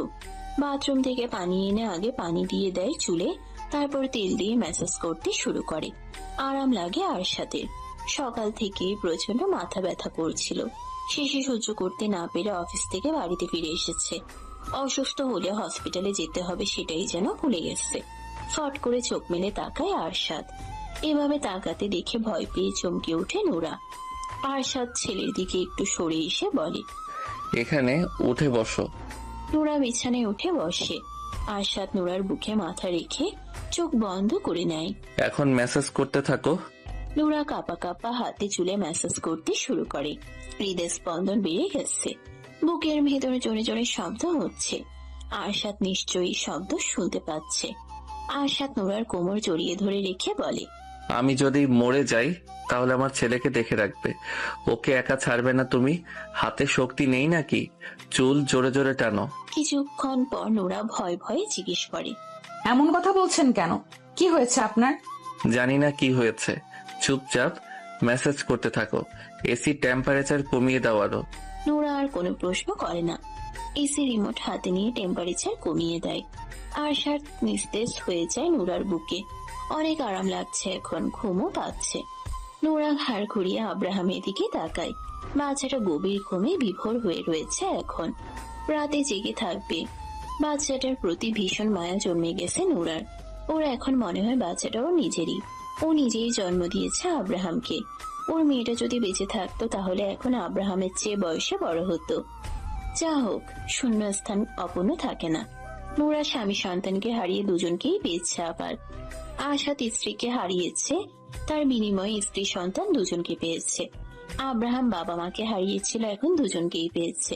ভাগ্যের পরিবর্তনে অপরিচিত তিনজন এখন এক পরিবার। এদের ভাগ্য এখন একে অপরের সঙ্গে যুক্ত। একজন স্বামী, একজন স্ত্রী, একজন সন্তান, একজন বাবা আর একজন মা। এরা একে অপরের পরিপূরক। প্রায় ঘন্টা পেরিয়ে গেছে। আরশাদ এখনো নোরার বুকে মুখ গুজে শুয়ে আছে উপর হয়ে। নোরা যত্ন নিয়ে চুলে হাত বুলিয়ে দিচ্ছে। আরশাদের ভারী শ্বাস ফেলার শব্দ পাওয়া যাচ্ছে। আরশাদ ঘুমিয়ে গেছে নোরা বুঝতে পারছে। আরশাদের শরীর গরম ছিল, এখন ঠান্ডা হয়ে গেছে। মাথার তালু অনেক গরম হয়েছিল, রীতিমতো ভাপ উঠছিল মাথা দিয়ে। হাত থামিয়ে দেয় নোরা। ব্যথা হয়ে গেছে একটানা হাত বুলাতে বুলাতে। আব্রাহাম নড়ে চড়ে কেঁদে ওঠে। পি করে দিয়েছে বোধ হয়। নোরা আরশাদের শরীরে আস্তে আস্তে ধাক্কা দিয়ে মৃদু স্বরে বলে, শুনছেন? ছাড়ুন আমাকে, আব্রাহাম কাঁদছে। নোরার ডাকে ঘুম না ভাঙলেও ছেলের কান্নায় ঘুম ভেঙে যায় আরশাদের। চোখ বন্ধ রেখে ঘুম জড়ানো গলায় ধমক দিয়ে বলে, নোরা, কোথায় তুমি? আব্রাহাম কাঁদছে, শুনছো না? আমি তো এখানেই, উঠুন আমার উপর থেকে। অতি নিকটে নোরার স্বর শুনতে পেয়ে মুখ তুলে তাকায়। নোরা মুখ কাচুমাচু করে তাকিয়ে আছে। আরশাদ হাতে ভর করে একটু উঁচু হয়। নোরা দ্রুত ওর নিচ থেকে বেরিয়ে যায়। আরশাদ আবার উপর হয়ে শুয়ে পড়ে। নোরা আব্রাহামকে কোলে তুলে নেয় শুকনো কাপড়ে বিছিয়ে। বসে থেকেই খেতে দেয়। খেতে পেয়ে আব্রাহামের কান্না বন্ধ হয়ে যায়। এক হাতে ছেলেকে ধরে রেখে অন্য হাত দিয়ে ভেজা কাঁথা সরিয়ে শুকনো কাঁথা বিছিয়ে নেয়। আব্রাহামকে শুয়ে দিয়ে নোরা নিজেও শুয়ে পড়ে মাঝখানে। বসে থাকতে পারছে না আর। ছেলেকে আগলে রেখে নিজের অতীতে ডুবে যায় আবার। ওই দিনগুলো নোরা ভাবতে না চাইলেও ভুলতে পারে না। আব্রাহাম ঘুমিয়ে গেছে আবার। এই ছেলে দিনে পড়ে পড়ে ঘুমায় আর রাতে জেগে থাকে। নোরা দিনের বেলায় ঘুমোতে পারে না খুব একটা। দিনের বেলায় ঘুম আসতেই চায় না। যাও একটু ঘুমিয়েছিল আরশাদের জন্য উঠে পড়েছিল তখন। এখন আর ঘুম আসছে না। আরশাদের রাগী তেজি হিংস্র গলার স্বর শুনে ভয়ে কেঁপে ওঠে নোরা। কুত্তার বাচ্চা, তুই আবার এসেছিস আমার সামনে। আজকে তোকে খুন করে ফেলবো আমি। তোকে আজকে কেউ বাঁচাতে পারবে না আমার হাত থেকে। কথাগুলো বলেই খপ করে নোরার চুলের মুঠি শক্ত করে ধরে। ব্যথা পেয়ে নোরার দু চোখ বেয়ে পানি গড়িয়ে পড়তে শুরু করে। উল্টো ফিরে শুয়ে থাকায় আরশাদের চেহারা দেখতে পাচ্ছে না। নিজের হাতে আরশাদের হাত সরিয়ে দেওয়ার চেষ্টা করে বলে, কি করছেন? ব্যথা পাচ্ছি আমি, চুল ছাড়ুন। আরশাদ চুল ছাড়ছে না। হাতের মুঠো আরো টাইট হয়ে গেছে। মিশ্রি ভাষায় গালি দিচ্ছে সমানে। নোরা আরো কয়েকবার ডাকে, আরশাদ ওর ডাকে সারা শব্দ করে না। নিজের মতো গালাগালি করছে আর চুলের মুঠি ধরে টানাটানি করছে। কি করেছি আমি? ব্যথা পাচ্ছি তো, ছাড়ুন না। আরশাদের ঘুম ভেঙে যায়। এখনো উপর হয়েই শুয়ে আছে। ঘাড় ঘুরিয়ে তাকায় নিজের পাশে। নিজের হাতের মুঠোয় নোরার চুল দেখে দ্রুত ছেড়ে দিয়ে শোয়া থেকে উঠে বসে তড়িৎ গতিতে। নোরা মাথার পিছন সাইড হাত দিয়ে ধরে ফুপিয়ে ফুপিয়ে কাঁদছে। ব্যথায় মনে হচ্ছে মাথার পিছন সাইডের চামড়া সহ চুল তুলে ফেলেছে টেনে। আরশাদ দুই হাতে নিজের মাথার চুল খামচে ধরে। স্বপ্নের মধ্যে শাইলার চুলের মুঠি ধরেছিল আর এতক্ষণ ওকেই গালি দিচ্ছিল নিজেকে কন্ট্রোল করতে না পেরে। কিন্তু বাস্তবে যে নোরার চুলের মুঠি চেপে ধরেছে তা তো ওর কল্পনায়ও ছিল না। এক শয়তানকে মারতে গিয়ে শুধু শুধু মেয়েটাকে কষ্ট দিল। নোরার দিকে এগিয়ে নোরাকে টেনে নিজের দিকে ফেরায়। নোরার ফর্সা চেহারা লাল হয়ে গেছে। চোখ দুটো বেয়ে ছড়ছড় করে পানি গড়িয়ে পড়ছে। আরশাদের নিজের উপরে নিজেরই রাগ হচ্ছে এখন। নোরার চোখের পানি মুছিয়ে দিতে দিতে অপরাধীর ন্যায় গম্ভীর স্বরে বলে, আমি ইচ্ছে করে তোমাকে ব্যথা দেইনি। ঘুমের মধ্যে স্বপ্ন দেখে এমন করে ফেলেছি। প্রথমেই ডাকুনি কেন আমাকে? নোরা কাঁদতে কাঁদতে বলে, ডেকেছিলাম, আপনি শোনেননি। অনেক ব্যথা করছে। হ্যাঁ। আরশাদ নিজের হাতের দিকে তাকায়। ওর যে হাত আরেকটু হলেই মেয়েটার শরীর থেকে মাথা আলাদা করে দিত বোধ হয়, চুল ধরে টানাটানি করতে করতে। নোরার পাশে শুয়ে পড়ে আবার। হঠাৎ ঘুম থেকে জেগে লাফিয়ে উঠে বসার কারণে মাথার মধ্যে আবার যেন কেমন করছে। বাম হাত দিয়ে নোরার মাথার পেছনে হাত বুলিয়ে বলে, আমি আসলে বুঝতে পারিনি তোমার চুলগুলো ধরেছি। এখন মনের মধ্যে আরেকটা ভয় ঢুকে গেল। আজকে দিনে দুপুরে ঘুমের ঘোরে যেভাবে চুল ধরেছিল, কবে যেন ঘুমের ঘোরে গলা চেপে ধরে মেরে ফেলে। ঘুমের ঘোরে আব্রাহামকে যদি কিছু করে, নানান ভয় মাথায় কিলবিল করতে শুরু করে। নানান বিষয়ে চিন্তা করতে করতে কান্না বন্ধ হয়ে গেছে আপনা আপনি। এখনো ব্যথা করছে? নোরা চোখের পানি মুছে বলে, না, ঠিক আছি। আরশাদ নোরাকে টেনে এনে বুকে চেপে ধরে বলে, এরপর থেকে এমন কিছু হলে দ্রুত আমাকে জাগিয়ে দেবে। আচ্ছা। ছোট মেয়েটা আরশাদের বুকের সাথে মিশে গেছে একদম। আরশাদ যখন নুরাকে জড়িয়ে ধরে তখন পিছন থেকে কেউ দেখলে বুঝতেই পারবে না আরশাদের সামনে কোনো মানুষ আছে। আব্রাহাম আবার কেঁদে উঠে। আরশাদ নুরাকে ছেড়ে দিয়ে বলে, ওকে মাঝখানে আনো। নোরা উঠে বসে আব্রাহামকে আরশাদের কাছে শুয়ে দিয়ে নিজেও শোয়। খেতে দিতেই কান্না বন্ধ হয়ে যায় আব্রাহামের। আরশাদ ছেলের ছোট্ট হাতটা মুঠো করে ধরে চুমু খায়। বালিশ ছেড়ে নিচের দিকে নেমে ছেলের মাথায় চুমু খায়। মুখ তুলে নোরার মুখের দিকে তাকাতেই নোরা চোখ সরিয়ে নেয়। অল্প খেয়েই ছেড়ে দেয় আব্রাহাম। এখন বেশি খিদে লাগেনি। আরশাদ ছেলেকে নিজের দিকে ফেরায়। বুকে আগলে ধরে কথা বলতে শুরু করে ছোট্ট ছেলের সাথে। ছেলেটা ছোট ছোট চোখ জোড়া মেলে বাবার মুখের দিকে তাকিয়ে আছে। নোরা শোয়া থেকে উঠে বিছানা ছেড়ে নেমে দাঁড়ায়। হাত মুখ ধোয়ার জন্য বাথরুমে প্রবেশ করে। মাথার পেছনে এখনো ব্যথা করছে। কি শক্ত করেই না চেপে ধরেছিল চুলের মুঠি। কাকে স্বপ্নে দেখে ওর চুলগুলো এভাবে ধরলো, কাকে ওই ভাষায় গালি দিল। ভাবনাগুলো মাথায় ঘুরপাক খেলেও আরশাদকে প্রশ্ন করার দুঃসাহস দেখায়নি নোরা। হন্তদন্ত হয়ে বেডরুমে প্রবেশ করে এরশাদ। নোরা মাত্রই বাথরুম থেকে বেরিয়েছে। এরশাদকে দেখতেই পা দুটো থেমে গেছে। কে এই যুবক? এই রুমে এভাবে কেন প্রবেশ করলো? ঘাড় ঘুরিয়ে বিছানায় শুয়ে থাকা আরশাদের দিকে তাকিয়ে দেখে আরশাদ যুবকটার দিকেই তাকিয়ে আছে। নোরা হেঁটে এসে আরশাদের পাশে দাঁড়ায়, মাথা নিচু করে। আরশাদ ছেলেকে ছেড়ে শোয়া থেকে উঠে বসে। ছোট ভাইয়ের দিকে তাকিয়ে গম্ভীর স্বরে বলে, তুই এখানে কেন? এরশাদ বোধহয় ভাইয়ের কথা শুনতে পায়নি। অবাক হয়ে তাকিয়ে দেখছে বিছানায় শুয়ে থাকা বাচ্চাটাকে আর ভাইয়ের পাশে দাঁড়িয়ে থাকা মেয়েটাকে। কারা এরা? এই বাড়িতে আর এই রুমে কি করছে? আরশাদের উদাম গা, অফিসের ফর্মাল প্যান্ট পরনে রয়েছে এখনো। অফিসে আরশাদকে না দেখে খোঁজ করলে জানতে পারে আরশাদ মাথা ব্যথার কারণে অফিস থেকে বেরিয়ে এসেছে। অনেকবার কল করলেও রিসিভ হয় না। পরে আরশাদের বাড়ির দারোয়ানকে কল করে জানতে পারে আরশাদ বাড়িতে ফিরে এসেছে। অফিসে একটু কাজ ছিল, সেই কাজ শেষ করে ভাইকে দেখতে এসেছে। এখন কি অবস্থা? যদি মাথা ব্যথা ঠিক না হয় তাহলে হসপিটালে নিয়ে যাবে, কিন্তু এখানে এসে তো ভীষণ রকমের অবাক হয়ে গেছে। আরশাদ গলার স্বর বাড়িয়ে ডেকে উঠে। এরশাদ। এরশাদ স্বাভাবিক হয়। নুরার দিকে তাকিয়ে ভাইয়ের কাছে এগিয়ে এসে দাঁড়ায়। ভাইয়ের দিকে তাকিয়ে বলে, তোমার মাথা ব্যথা এখন ঠিক হয়েছে? হ্যাঁ, তুই এখানে এসেছিস কেন? কল করেছিলাম অনেকবার, রিসিভ করনি, তাই দেখতে আসলাম। ভয় পেয়ে গেছিলাম যদি সিরিয়াস কিছু হয়। ফোন গাড়িতেই রয়ে গেছে, এখন ঠিক আছি আমি। এরশাদ নুরার দিকে আঙ্গুল তুলে বলে। ওকে ভাইয়া। আরশাদ নুরার দিকে তাকিয়ে আবার ভাইয়ের মুখের দিকে তাকায়। গম্ভীর স্বরে বলে, ও নুরা, তোর ভাবি। এরশাদ যেন আকাশ থেকে পড়লো এমন অবস্থা হয়েছে ওর। বিস্ময়ে চোখ দুটো বড় বড় হয়ে গেছে। বিস্ময় নিয়েই বলে, তুমি বিয়ে করেছো? হ্যাঁ নুরা, ও আমার ছোট ভাই এরশাদ চৌধুরী। নুরা এরশাদের মুখের দিকে তাকায় একবার। দুই ভাইয়ের চেহারায় মিল আছে কিছুটা। আরশাদের পরিবারের মানুষ আছে তাহলে। নুরা নিচের দিকে তাকিয়ে সালাম দেয়। আসসালামু আলাইকুম ভাইয়া। ওয়ালাইকুম আসসালাম। এরশাদ বিছানায় শুয়ে থাকা আব্রাহামের দিকে তাকিয়ে বলে, ভাইয়া ও। বাকি কথা বলার আগে আরশাদ ওকে থামিয়ে দেয়। আব্রাহামকে কোলে তুলে নিয়ে বিছানা ছেড়ে নেমে দাঁড়ায়। দরজার দিকে এগিয়ে যেতে যেতে বলে, এরশাদ নিচে আয়। এরশাদ নুরার দিকে আরো একবার তাকিয়ে দরজার দিকে এগিয়ে যায়। নুরার বয়স যে অনেক কম সেটা এরশাদ বুঝতে পারছে।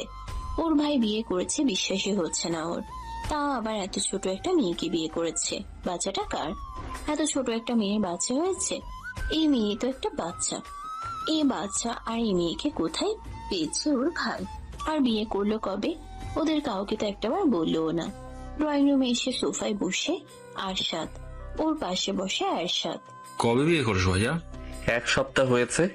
বিয়ে করেছো অথচ আমাদের কাউকে একটাবার বললেও না। 1 সপ্তাহ হয়ে গেছে আর আজকে জানতে পারলাম। আরশাদ চুপ করে থাকে। এরশাদ পুনরায় বলে, এই বাচ্চার বাবা কে? আমি বলতে চাচ্ছি ওর আসল বাবা কে? জানি না। কোথায় পেয়েছো ওদের? আব্রাহামকে ডাস্টবিনে পেয়েছিলাম। এমন কথা শোনার জন্য মোটেও প্রস্তুত ছিল না এরশাদ। ডাস্টবিনে পেয়েছে মানে কি? তাহলে নুরাকে কোথায় পেয়েছে? অবাক হয়ে বলে, ভাবিকে কোথায় পেয়েছো? নুরাকে কিনে এনেছি। মানে? নুরাকে সারা জীবনের জন্য কিনে এনেছি।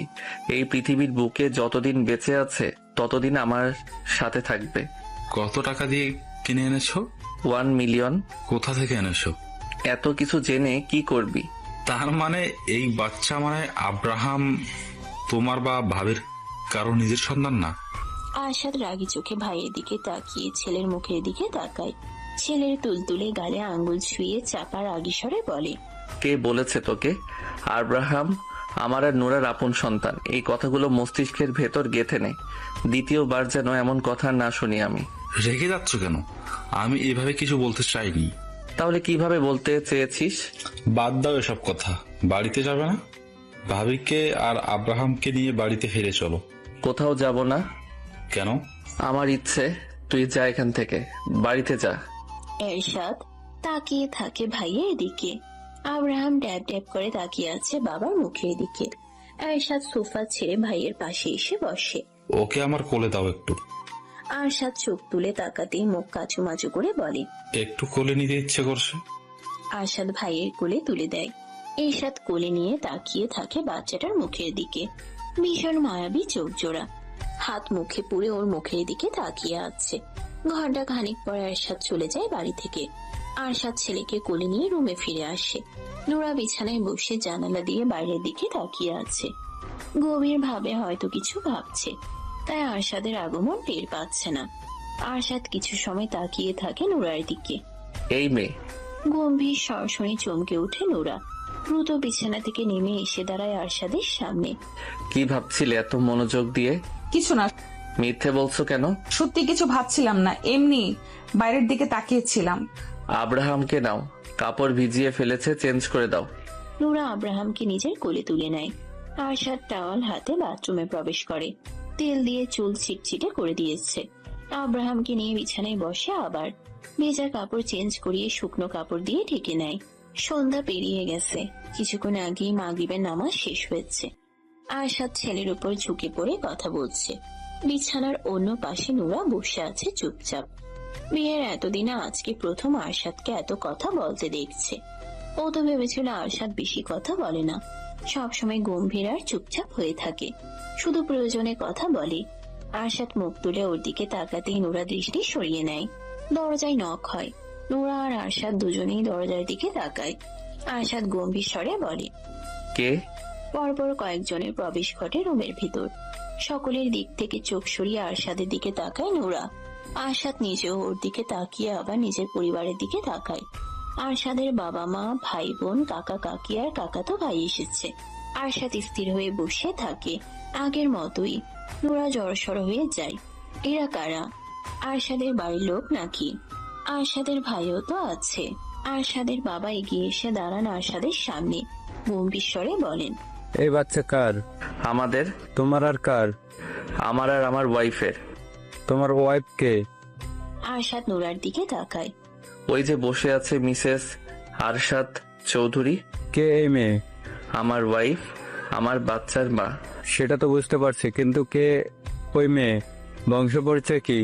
আরশাদ রেগে থাকায় ছোট ভাইয়ের দিকে। এরশাদ দুদিকে মাথা নাড়ায়। আরশাদের বাবা রেগে গিয়ে গলার স্বর বাড়িয়ে বলেন, তোমার জন্য মেয়ের অভাব ছিল? দুনিয়ার মেয়ের অভাব হয়েছে যে আজে বাজে মেয়েকে কিনে এনে বিয়ে করতে হবে? আরশাদ নিজেও রেগে চিৎকার করে উঠে। That's enough, now shut up আব্বু। আরশাদের হঠাৎ চিৎকারে ভয় পেয়ে কেঁদে উঠে আব্রাহাম। নোরা সহ রুমের সবাই কেঁপে উঠেছে ভয় পেয়ে। আরশাদ নোরার দিকে তাকিয়ে ধমকে সুরে বলে, তাকিয়ে তাকিয়ে কি দেখছো? ওকে কোলে নিয়ে শান্ত করো। নোরা দ্রুত এগিয়ে এসে আব্রাহামকে কোলে তুলে নিয়ে আরশাদের পাশেই বসে থাকে। আরশাদের বাবা আবার মুখ খুলতে নিলে এরশাদ থামিয়ে দিয়ে বলে, আব্বু এমন করছো কেন? কি বলে এসেছিলে আর এখন কি করছো? চলো এখান থেকে। ছাড়ো আমার হাত। ও কি পেয়েছে? নাম পরিচয়হীন একটা বাচ্চা এনে বলছে ওর বাচ্চা। কোথা থেকে কোন মেয়েকে কিনে এনে বিয়ে করে নিয়েছে? আরশাদ বসা থেকে উঠে দাঁড়ায়। খ্যাপাটে দৃষ্টিতে তাকিয়ে গর্জন করে বলে, আমার পার্সোনাল লাইফ নিয়ে তোমাকে ভাবতে হবে না। অনেক উপকার করেছো তোমরা আমার। উচ্চ নামডাকওয়ালা বংশ থেকে তো বউ এনে দিয়েছিলে। সে কি করেছে ভুলে গেছো? ভালো বংশের মেয়ে লাগবে না আমার। আমাকে আমার মতো করে থাকতে দাও, বাঁচতে দাও। নোরা আজে বাজে মেয়ে না। ওর চরিত্র নিয়ে একটাও বাজে কথা বলবে না। ওকে আমি এই কারণে কিনে এনেছি যেন এই জন্মে আমাকে ছাড়তে না পারে। ও পচে গলে মরলেও আমার কাছেই মরবে। আর যদি আব্রাহামের কথা বলো তাহলে কান খুলে শুনে রাখো। আব্রাহাম এখন আমার ছেলে। ওর সবচেয়ে বড় পরিচয় ও আরশাদ চৌধুরীর ছেলে। আমাদের বিরক্ত না করলেই আমি খুশি হব। তোমরা এখন আসতে পারো। তোমার বাড়ি বলে বাড়ি থেকে বের করে দিচ্ছ? যা ভাবো, আমার মাথা খারাপ করবে না। এমনিতেই মানসিক অবস্থা ঠিক নেই। উল্টাপাল্টা কি করে ফেলবো রাগের মাথায় আমি নিজেও জানি না। সবাই যাও এখান থেকে। আমি তোমাদের কারো কোনো সমস্যা করার জন্য বা বিরক্ত করার জন্য যাইনি। তোমাকে বড় করেছে কে? এত দূর এনেছে কে? বড় করার জন্য আর এত দূর আনার জন্য দাম চাইছো? যদি দাম চেয়ে থাকো তাহলে একেবারে শেষ করে দাও আমাকে, নয়তো একটু শান্তিতে বাঁচতে দাও। দম নিয়ে আবার বলে, তুমি কি বলতে চাইছো? তোমার টাকায় খেয়ে পড়ে বড় হয়েছি, লেখাপড়া করেছি, আর এই বাড়ি গাড়ি করেছি। এই বাড়ি গাড়ি সব দিয়ে দিলাম, তোমাদের কিচ্ছু লাগবে না। আমার শুধু লাগবে একটু মানসিক শান্তি, যার সন্ধান আমি পেয়ে গেছি। আমার আর কিচ্ছু লাগবে না। এই নুরা, নামো বিছানা থেকে। থাকবো না এই বাড়িতে। ব্যাগের মধ্যে শুধু আব্রাহামের কাপড় চোপড় আর প্রয়োজনীয় জিনিসগুলো গুছিয়ে নাও। নুরা বিছানা থেকে নেমে দাঁড়ায়। ওর শরীর থরথর করে কাঁপছে। আব্রাহাম এখনো কান্না করছে ভয়ে। আরশাদ ছেলেকে নিজের কোলে তুলে নিয়ে বলে, 2 মিনিটের মধ্যে ব্যাগ গোছাও। বিলাসবহুল জীবন দিতে না পারলেও মোটামুটি ভালো রাখতে পারবো তোমাদের, এতটুকু অ্যাবিলিটি আছে আমার। আরশাদের মা বলেন, কি বলছো আরশাদ? কোথায় যাবে তুমি? এই বিষাক্ত শহর, মানুষ আর পরিবেশ ছেড়ে অনেক দূরে। এই শহরের মানুষ আর বাতাস বিষাক্ত হয়ে গেছে, আমাকে ভালো থাকতে দিচ্ছে না। আমার ভালো থাকা সহ্য হচ্ছে না। ইরশাদ বাবার দিকে তাকিয়ে রাগী স্বরে বলে, ভাইয়া যদি এই বাড়ি থেকে চলে যায় তাহলে আমিও চলে যাব, যেদিকে যেতে ইচ্ছে করে। আমি খুশি হয়ে তোমাদের জানালাম যে ভাইয়া অতীত ভুলে মুভ অন করেছে, বিয়ে করেছে, সংসার করছে, বউ আছে, বাচ্চা আছে। আর তুমি এসে এখানে আগুন ধরাচ্ছ। শায়লা তো তোমার পছন্দ করা মেয়েই ছিল। কি করেছে সেই মেয়ে? তুমি কি আরেক শায়লাকে বিয়ে করতে বলেছো ভাইয়াকে? সব মেয়ে কি এক হয়? শায়লা এমন ছিল বলে কি অন্য মেয়েও এমন হবে? অন্য মেয়েকেই তো বিয়ে করেছে। ভাবি কি দেখতে কুৎসিত? ভাইয়ার পছন্দ হয়েছে সেজন্য বিয়ে করেছে। সংসার ভাইয়া করবে, তাই পছন্দটা তারই হওয়া উচিত নয় কি? যদি ভাইয়ার সমস্যা না হয় তাহলে তোমার সমস্যা কেন হচ্ছে? নাম পরিচয়হীন সন্তান কি কারো ঘরের বউ হয় না? কত শত দম্পতি আছে যাদের বাচ্চা হয় না, তারা তো এতিমখানা বা হসপিটাল থেকে বাচ্চা দত্তক নেয়। কত শত শিশুর নাম পরিচয়ও তো থাকে না। তোমার মামাতো ভাই তো বাপের পরিচয়হীন মেয়েকে এনে নিজের পরিচয় বড় করেছে, বিয়ে দিয়েছে। নুরা কোনো রকমে শুধু ব্যাগের ভেতর আব্রাহামের কাপড় চোপড় আর প্রয়োজনীয় অল্প কিছু গুছিয়ে নিয়েছে। আরশাদ নিজের ফোনটা ট্রাউজারের পকেটে ভরে নেয়। এগিয়ে এসে ব্যাগটা হাতে নিয়ে বলে, আমার আগে আগে হাঁটবে। যাও, রুম থেকে বের হও। নুরা মাথা নিচু করে দরজার দিকে আগায়। পেছন পেছন আগায় আরশাদ। এরশাদ বড় ভাইয়ের হাত টেনে ধরে। আরশাদ ভয়ঙ্কর রকম রেগে তাকায় ওর দিকে। এরশাদ শুকনো ঢোক গিলে বলে, রাত হয়ে গেছে ভাইয়া, তুমি এই রাতের বেলা আব্রাহাম আর ভাবিকে নিয়ে কোথায় যাবে? এটা তোমার বাড়ি, তুমি নিজের বাড়ি ছেড়ে কোথাও যাবে না। ছাড়ো আমার হাত। আমি খুব ভালো করেই জানি আমার বউ বাচ্চাকে কিভাবে ভালো রাখতে হবে। আমাদেরকে নিয়ে তোদের ভাবতে হবে না। তোরা থাক তোদের নাম ডাক বংশ পরিচয় নিয়ে। আজকে থেকে সবাই ভাববি আমি আরশাদ চৌধুরী মরে গেছে। মরে তো সেদিনই গেছি, শুধু দেহ থেকে আত্মাটা বের হওয়া বাকি। আমার মরার খবর শুনলেও তোরা কেউ যাবি না আমাকে দেখতে। এরশাদের হাত থেকে হাত ছাড়িয়ে নিয়ে নুরা বলে, না হেঁটে দাঁড়িয়ে পড়েছো কেন? চলো এখান থেকে। কোনো টেনশন করতে হবে না, আমি আছি তো। আমি যতদিন বেঁচে আছি কোনো ঝড় তোমাদের দুজনকে ছুতে পারবে না। আরশাদ রুম থেকে বেরিয়ে আসে নুরা আর আব্রাহামকে নিয়ে। এরশাদ আর ওর কাকাতো ভাই দৌড়ে এগিয়ে এসে আরশাদকে আবার থামায়। টেনে ধরে বলে, এটা তোমার বাড়ি, তুমি নিজের বাড়ি ছেড়ে কেন যাচ্ছ? এই বাড়ি গাড়ি করার পেছনে তো তোদেরই অবদান ছিল। এসব নিয়ে থাক তোরা, ছাড় আমাকে।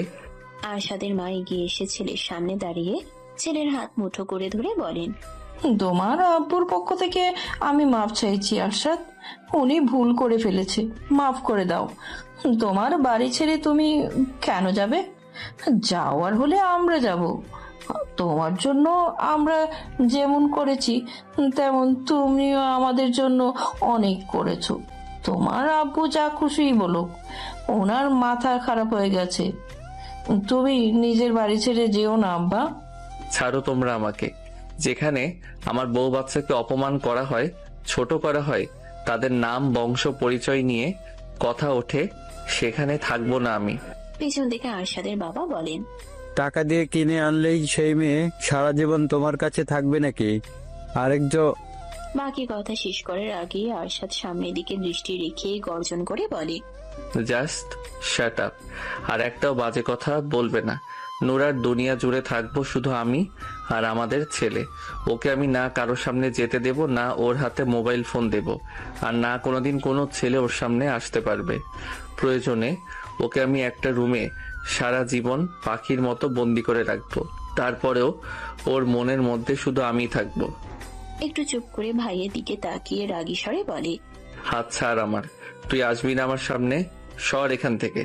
আরশাদের মা বলেন, ও আরশাদ, তুমি তোমার বাড়িতেই থাকো, আমরা চলে যাচ্ছি। দেবরের দিকে তাকিয়ে বলেন, ছোট ভাই, আপনার ভাইকে নিয়ে চলুন এখান থেকে। এসেছিলাম ছেলে আর ছেলের বউ বাচ্চাকে বাড়িতে নিয়ে যেতে, আর ইনি এসে এখানে আগুন ধরিয়ে দিল। আরশাদের কাকা আরশাদের বাবাকে টেনে ধরে রুম থেকে বেরিয়ে আসেন। সবাই এগিয়ে যায় সিঁড়ির দিকে। আরশাদ পেছন থেকে বলে, আর কোনো দিন কাউকে যেন না দেখি এই বাড়িতে। আগামীকাল থেকে তোমাদের অফিসে যাব না আমি। আরশাদের বাবা কিছু বলতে চাইলেন, তার আগেই ওনার ছোট ভাই ওনার মুখ চেপে ধরে বলেন, ছেলেটার মাথায় আর আগুন ধরিও না। ওর মানসিক অবস্থা ঠিক নেই, আমরা সবাই জানি। ও যে অতীত থেকে বেরিয়ে এসেছে এটাই তো অনেক। আমি তো ভেবেছিলাম ও আর এই জীবনে বিয়েই করবে না। ও যখন বউ বাচ্চাকে নিয়ে ভালো থাকতে চাইছে তখন ওকে ভালো থাকতে দাও না। মানুষের সামনে এই বউ বাচ্চার পরিচয় দিবে কিভাবে? সেটা ও ভাববে। চুপ করে এখন চলো এখান থেকে। আমি এই বউ বাচ্চাকে কোনোদিন মেনে নিব না। না নিলে চলো এখন। আরশাদ সিঁড়ির কাছে এগিয়ে এসে গলা ছেড়ে মেয়েটার সার্ভেন্টকে উদ্দেশ্য করে বলে, আর কোনো দিন আমার অনুমতি ব্যতীত যেন কেউ এই বাড়ির ভেতর প্রবেশ করতে না পারে। যদি করে সেদিনই সবাইকে বের করে দেব বাড়ি থেকে। কথাগুলো বলে ধূপধাপ পা ফেলে রুমের দিকে এগিয়ে আসে। আবার ব্যাগটা হাতে নিয়ে বলে, ভেতরে আসো। আরশাদের পেছন পেছন ভেতরে প্রবেশ করে নুরা। আব্রাহাম এখনো কেঁদেই চলেছে। বাবার চিৎকারে অনেক ভয় পেয়েছে বাচ্চা ছেলেটা। আরশাদ আব্রাহামকে নুরার দিকে বাড়িয়ে দিয়ে বলে, ওকে খাওয়াও। নুরা কোলে তুলে নিয়ে বিছানায় উঠে শুয়ে পড়ে ছেলেকে নিয়ে। খেতে দিলেও প্রথমে খেতে চায় না আব্রাহাম। আরো কতক্ষণ কান্নাকাটির পর খাওয়া শুরু করতেই কান্না বন্ধ হয়ে যায়। এখনো কেঁপে কেঁপে উঠছে বাচ্চা ছেলেটার ছোট্ট দেহখানা। নুরা এক হাতে আগলে ধরে নিজের বুকের সাথে। ওর দু চোখ বেয়ে পানি গড়িয়ে পড়তে শুরু করেছে। আরশাদের বাবার কথা শুনে অনেক কষ্ট পেয়েছে মেয়েটা। যত যাই হয়ে যাক, ও কোনো আজেবাজে মেয়ে নয়। ও নিজে থেকে কোনো পাপ কাজ করেনি, কোনো অন্যায় করেনি। পাপ আর অন্যায় তো হয়েছে ওর সাথে। ও তো দোষী নয়, ও তো ভুক্তভোগী। আব্রাহাম আরশাদের নিজের ছেলে না, ওকে রাস্তা থেকে কুড়িয়ে দিচ্ছে। অতীতে আরশাদের সাথে কি হয়েছিল, ওর বউয়ের কি হয়েছে, কি করেছে ওর বউ, পুরোটা জানতে ইচ্ছে করছে নুরার। আরশাদ ওর জন্য আর আব্রাহামের জন্য নিজের বাবার সাথে এইভাবে কথা বলল। আরশাদের বলা প্রত্যেকটা কথা মাথায় ঘুরপাক খাচ্ছে। চোখের পানি আরো বেশি পড়তে থাকে। কান্নার শব্দ না হলেও নুরার শরীর কেঁপে কেঁপে উঠছে। বোঝাই যাচ্ছে চাপা কান্না কাঁদছে। আরশাদ এখনো আগের মতো একই ভঙ্গিতে দাঁড়িয়ে আছে, তাকিয়ে আছে বিছানায় শুয়ে থাকা দুজনের দিকে। পেছন থেকে নুরাকে দেখেই বুঝতে পারছে নুরা কাঁদছে। কেন আসলো সবাই? ভালোই তো ছিল। আরশাদ তো চিনত নিজের বাবাকে, এই কারণেই কাউকে কিছু বলেনি এতদিনেও। যা হয়ে গেছে তা হয়ে গেছে। সেসব নিয়ে আর মাথা ব্যথা নেই আরশাদের। এখন না জানলেও পরে ঠিকই জানতো, আর একই কাহিনী করত। সত্য কোনোদিন চাপা থাকে না, কোনো না কোনো ভাবে বেরিয়ে আসেই। বিছানায় উঠে নুরার পাশে লম্বা হয়ে শুয়ে পড়ে। কাত হয়ে নুরার গায়ের উপর হাত রাখে। নুরা দ্রুত নিজের চোখের পানি মুছে নেয়, কিন্তু লাভ হয় না। অবাধ্য চোখের পানি সমানে বেরিয়ে আসছে। এই মেয়ে। নুরা সাড়া দিতে চাইলেও পারছে না। সাড়া দেওয়ার আগেই কান্না বেরিয়ে আসবে। এই মেয়ে, কি হয়েছে তোমার? কথা বলছো না কেন? নোরা গুমড়ে কেঁদে ওঠে এবার। আব্রাহাম খাওয়া বন্ধ করে একবার মায়ের মুখের দিকে তাকায়, তারপর আবার খাওয়া শুরু করে। আরশাদ ভালোভাবে জড়িয়ে ধরে নোরাকে। ওর বুকের সাথে মিশে আছে নোরার পিঠ, মাথা টেকে আছে থুতনির সাথে। কাঁদছো কেন? নোরা কান্না জড়ানো গলায় বলে, কি কিছু হয়নি। কিছু হয়নি, তাহলে কাঁদছো কেন? নোরা কথা বলে না। আরশাদ চোখ বন্ধ করে ধীরস্বরে বলে, আমাকে ছেড়ে চলে যাবে? কোথায় যাব? কার কাছে যাব? অন্য পুরুষের হাত ধরে? আরশাদের গলার স্বর আর কথা শুনে নোরার ভেতর পর্যন্ত কেঁপে ওঠে। এমন কথা বলছে কেন আরশাদ? অন্য পুরুষের হাত ধরে কেন চলে যাবে? কথা বলছো না কেন? অন্য পুরুষের সাথে কেন যাব? আমাকে ভালো না লাগলে? নোরা ঘাড় উল্টে আরশাদের মুখের দিকে দেখার চেষ্টা করে। আরশাদ আবার বলে, অন্য পুরুষের দিকে তাকালেও তোমার চোখ উপড়ে নেব আমি। তুমি শুধু আমাকে দেখবে, আমাকে ভালোবাসবে। এই আরশাদ চৌধুরীকে তোমার মনের অলিতে গলিতে শুধুমাত্র আমার বিচরণ থাকবে। নোরা ঘাড় সোজা করে নেয়। আরশাদ নোরার গালে হাত রেখে নিজের মুখের দিকে ফিরিয়ে বলে, বলো, ভালোবাসবে না আমাকে? বাসবো। আমাকে ছেড়ে অন্য কোনো পুরুষকে ভালোবাসবে? নোরা কান্না গিলে বলে, এসব কি বলছেন আপনি? যা জিজ্ঞেস করেছি তার উত্তর দাও। অন্য কাউকে কেন ভালোবাসবো? আপনি আমার স্বামী, ভালোবাসলে তো আপনাকেই বাসবো। অনেকের কথা মনে পড়ে না তোমার? নোরা স্তব্ধ। উত্তর দাও। মনে পড়ে না। কেন পড়ে না? ভালোবাসনি ওকে? ও তো তোমার স্বামী ছিল। ভালোবাসিনি ওনাকে। ভালোবাসার মতো কোনো কিছু উনি করেননি আমার জন্য। সব সময় শুধু আমাকে কষ্টই দিয়েছে, মারধরি করেছে। আমাকে বিয়ে করার পরও অন্য মেয়েদের কাছে গিয়েছে, সব সময় আমার সাথে অন্যায় করেছে। আরশাদ আর কোনো কিছু বলে না। নোরাকে জড়িয়ে ধরে নিশ্চুপ হয়ে থাকে। নোরার দু চোখ বেয়ে পানি গড়িয়ে পড়তে থাকে। আরশাদ নোরাকে বিয়ে করে আনার পর থেকে আজ পর্যন্ত ওর সাথে করা ব্যবহারের কথাগুলো স্মরণ করে। ও নিজেও তো নোরার সাথে সেরকম ভালো ব্যবহার করেনি, ভালোভাবে কথাও বলেনি। যতবার কথা বলেছে হয় রাগী গম্ভীর স্বরে, নয়তো ধমক দিয়ে। ওর আর অনেকের মধ্যে পার্থক্য কোথায়? ও নিজেও তো অনেকের মতো খারাপ আচরণই করে আসছে বিয়ের রাত থেকে। অনেকের মতোই তো ম্যারিটাল কি অন্যায়টাই না করে আসছিল এই ছোট মেয়েটার সাথে। শায়লার উপরে জমে থাকা রাগের কারণে নিরীহ নোরাকে শাস্তি দিয়েছে। এই শাস্তি তো নোরার পাওয়ার কথা নয়। মেয়েটা তো ছোটবেলা থেকেই কষ্ট করে বড় হয়েছিল, শিকার হয়েছিল এক মানুষরূপী জানোয়ারের। ও নিজে এনেও তো সেই কষ্টই দিচ্ছে। ছোট মেয়েটা এত কিছু সহ্য করছে কিভাবে? ওকে দেখলেই কেমন ভয়ে জড়সড় হয়ে যায়। তখন নোরাকে দেখে ওর আনন্দই হতো, কিন্তু এখন কষ্ট হচ্ছে। ওকে কতটা ভয় পেয়ে মেয়েটা ভয়ে অমন জড়সড় হয়ে যেত। ও যেন নোরার জন্য একটা আতঙ্ক। মেয়েটা ভয়ে ওর দিকে তাকায়ও না ঠিক মতো। নোরার সাথে করা অন্যায়গুলো আরশাদের ভেতর অপরাধবোধ জাগিয়ে তুলেছে। বড় অন্যায় করেছে মেয়েটার সাথে। কিছুটা সময় নীরবতায় পেরিয়ে যায়। আব্রাহাম ঘুমিয়েছে? হ্যাঁ। ওকে ছেড়ে এদিকে ফেরো। নোরা আব্রাহামকে ছেড়ে নিজের কাছ থেকে একটু দূরে শোয়ায়। ঘুরে শোয়ে আরশাদের দিকে। আরশাদ নোরাকে বুকে চেপে ধরে, চুলের ভাজা আঙ্গুল গলিয়ে দিয়ে নরম স্বরে বলে, সরি নোরা। আরশাদের কথা আর গলার স্বর শুনে অবাক নোরা। মুখ থেকে মাথা তুলে আরশাদের মুখের দিকে তাকায়। কান্না করার কারণে নোরার চোখ দুটো কিছুটা ফুলে উঠেছে। আরশাদ নোরার চোখে চোখ রেখে নরম স্বরে আবার বলে, আমি তোমার সাথে এই কয়েকদিন অনেক অন্যায় করেছি নোরা। অমানুষের সাথে থেকে আমিও অমানুষ হয়ে গিয়েছিলাম। একজনের রাগ আরেকজনের উপর ঝেড়েছি। আমি তোমাকে অনেক কষ্ট দিয়েছি। মাফ করবে না আমাকে? ভালোবাসবে না আমাকে? নাকি অনেকের মতো আমিও তোমার মনে জায়গা পাবো না? নোরার দু চোখ ভরে ওঠে আবার। আরশাদ ওর গালে হাত রেখে ব্যাকুল স্বরে পাগলের মতো বলে, প্লিজ ভালোবাসো আমাকে। বলো ভালোবাসবে। বলো বেইমানি করবে না আমার সাথে। কোনোদিন ঠকাবে না আমাকে। কি হলো বলো? নোরা ফুপিয়ে ওঠে আরশাদের পাগলামো কথা শুনে। আরশাদ নোরাকে আবার বুকে চেপে ধরে চুলে হাত বুলিয়ে বলে, দেখো, আর কষ্ট দেব না আমি তোমাকে, একটু কষ্ট দেব না, প্রমিস। শুধু সারা জীবন আমাকে ভালোবাসবে। তোমার হৃদয়ের গভীরে তো এখনো কোনো পুরুষের জায়গা হয়নি, সেখানে তুমি আমাকে জায়গা দাও সারা জীবনের জন্য। নোরা আরশাদের টি শার্ট খামচে ধরে শক্ত হাতে। ভয় লাগলেও কাঁদতে কাঁদতে বলে, আপনি আর ধমক দিবেন না আমাকে? দেব না। রাগারাগি করবেন না আমার সাথে? করব না। তাতে কষ্ট দেবেন না আমাকে? আরশাদের চোখ বন্ধ করে একটু দম নিয়ে তারপর বলে, দেব না। এতদিন যা যা করেছি এমন কিছু আর করব না। তুমি শুধু আমার কথা শুনবে, চলবে, আমাকে আর আমাদের ছেলেকে ভালোবাসবে। সব করব। আমাকে কোনোদিন ঠকাবে না, আমার সাথে বিশ্বাসঘাতকতা করবে না, প্রতারণা করবে না আমার সাথে, মিথ্যে বলবে না আমাকে। কিচ্ছু করব না। কাঁদছো কেন? আব্বুর কথায় অনেক কষ্ট পেয়েছো? তোমাকে কষ্ট দেওয়ার জন্য আর কেউ আসবে না এই বাড়িতে। আপনি ওনাদের সাথে এমন করলেন কেন? আব্বু কি বলেছে শোনোনি? নোরা চুপ করে থাকে। খাবার খাবে?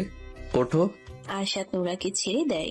নোরা উঠে বসে, আরশাদ নিজেও উঠে বসে। হাত মুখ ধুয়ে দুজনেই ফ্রেশ হয়। মেয়েট খাবার দিয়ে গেছে। আরশাদ এখন নোরাকে আর খাবার বাড়তে বলে না, নিজেই খাবার বেড়ে দেয় একটা প্লেটে। চেয়ার টেনে নিজের পাশে এনে নোরার দিকে তাকিয়ে বলে, এখানে বসো। নোরা বসে আরশাদের পাশে। আরশাদ ভাত মেখে নোরার মুখের সামনে তুলে ধরে বলে, হা করো। বিনা বাক্যে হা করে নোরা। আরশাদ নোরার মুখে ভাত পুড়ে দিয়ে নিজের মুখে নেয়। নিজের হাতে নোরাকে খাইয়ে দিতে থাকে, নিজেও খেতে থাকে। নোরার দু চোখ বেয়ে পানি গড়িয়ে পড়তে শুরু করে। আরশাদ মুখে ভাত পুড়ে দিয়ে চোখের পানি মুছিয়ে দেয় নিজ হাতে। গালে হাত রেখে নরম স্বরে বলে, কি হয়েছে? কষ্ট দেব না তো আর? নোরা আরশাদের মুখের দিকে তাকিয়ে থাকতে থাকতে ফুপিয়ে ওঠে। বুদ্ধি হওয়ার পর আজ পর্যন্ত কেউ ওকে এভাবে যত্ন করে খাইয়ে দেয়নি। যে আরশাদ সন্ধ্যার পরেও ওর সাথে রেগে রেগে ধমক দিয়ে কথা বলতো, সে আরশাদ হঠাৎ করেই পরিবর্তন হয়ে গেছে। নোরার বিশ্বাস হচ্ছে না আরশাদ ওকে খাইয়ে দিচ্ছে এত যত্ন করে, এত সুন্দর করে ভালোভাবে আরশাদ ওর সাথে কথা বলবে, সেটাও দুঃস্বপ্নেও ভাবেনি। আরশাদ কি সত্যি পরিবর্তন হয়ে গেছে, নাকি নোরা স্বপ্ন দেখছে? ঘুমিয়ে আছে কি এখন? ঘুম ভাঙলে কি সব আগের মতো হয়ে যাবে? আরশাদ আগের মতো ওর সাথে রাগারাগি ধমকাধমকি করবে, ওকে কষ্ট দিবে? নুরা, কাঁদছো কেন? নোরা কেঁদে কেঁদে বলে, আপনি সত্যি সত্যি আমাকে আর কষ্ট দেবেন না? না, একদম কষ্ট দেব না।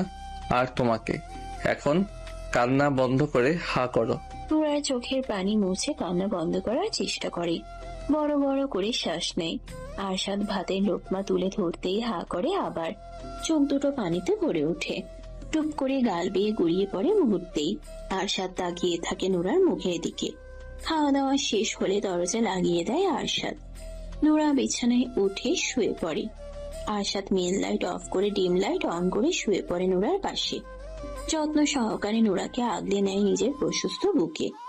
আরশাদের বুকে ভয় ডরহীন নিরাপদ আশ্রয় পেয়ে নোরা লুকিয়ে পড়তে চায় প্রশস্ত বুকের গভীরে। রাত পেরিয়ে নতুন ভোরের আগমন ঘটে। নোরা আরশাদের বুকে মিশে ঘুমিয়ে আছে। একটু আগে এই বুকে এসে ঘুমিয়েছে আবার। আব্রাহাম রাত 3টার সময় ঘুম থেকে জেগে উঠেছিল। ফজরের পরপরই ঘুমিয়েছে আবার। আজকে রাতে আব্রাহামকে কোলে নিয়ে বসে থাকতে হয়নি নোরার।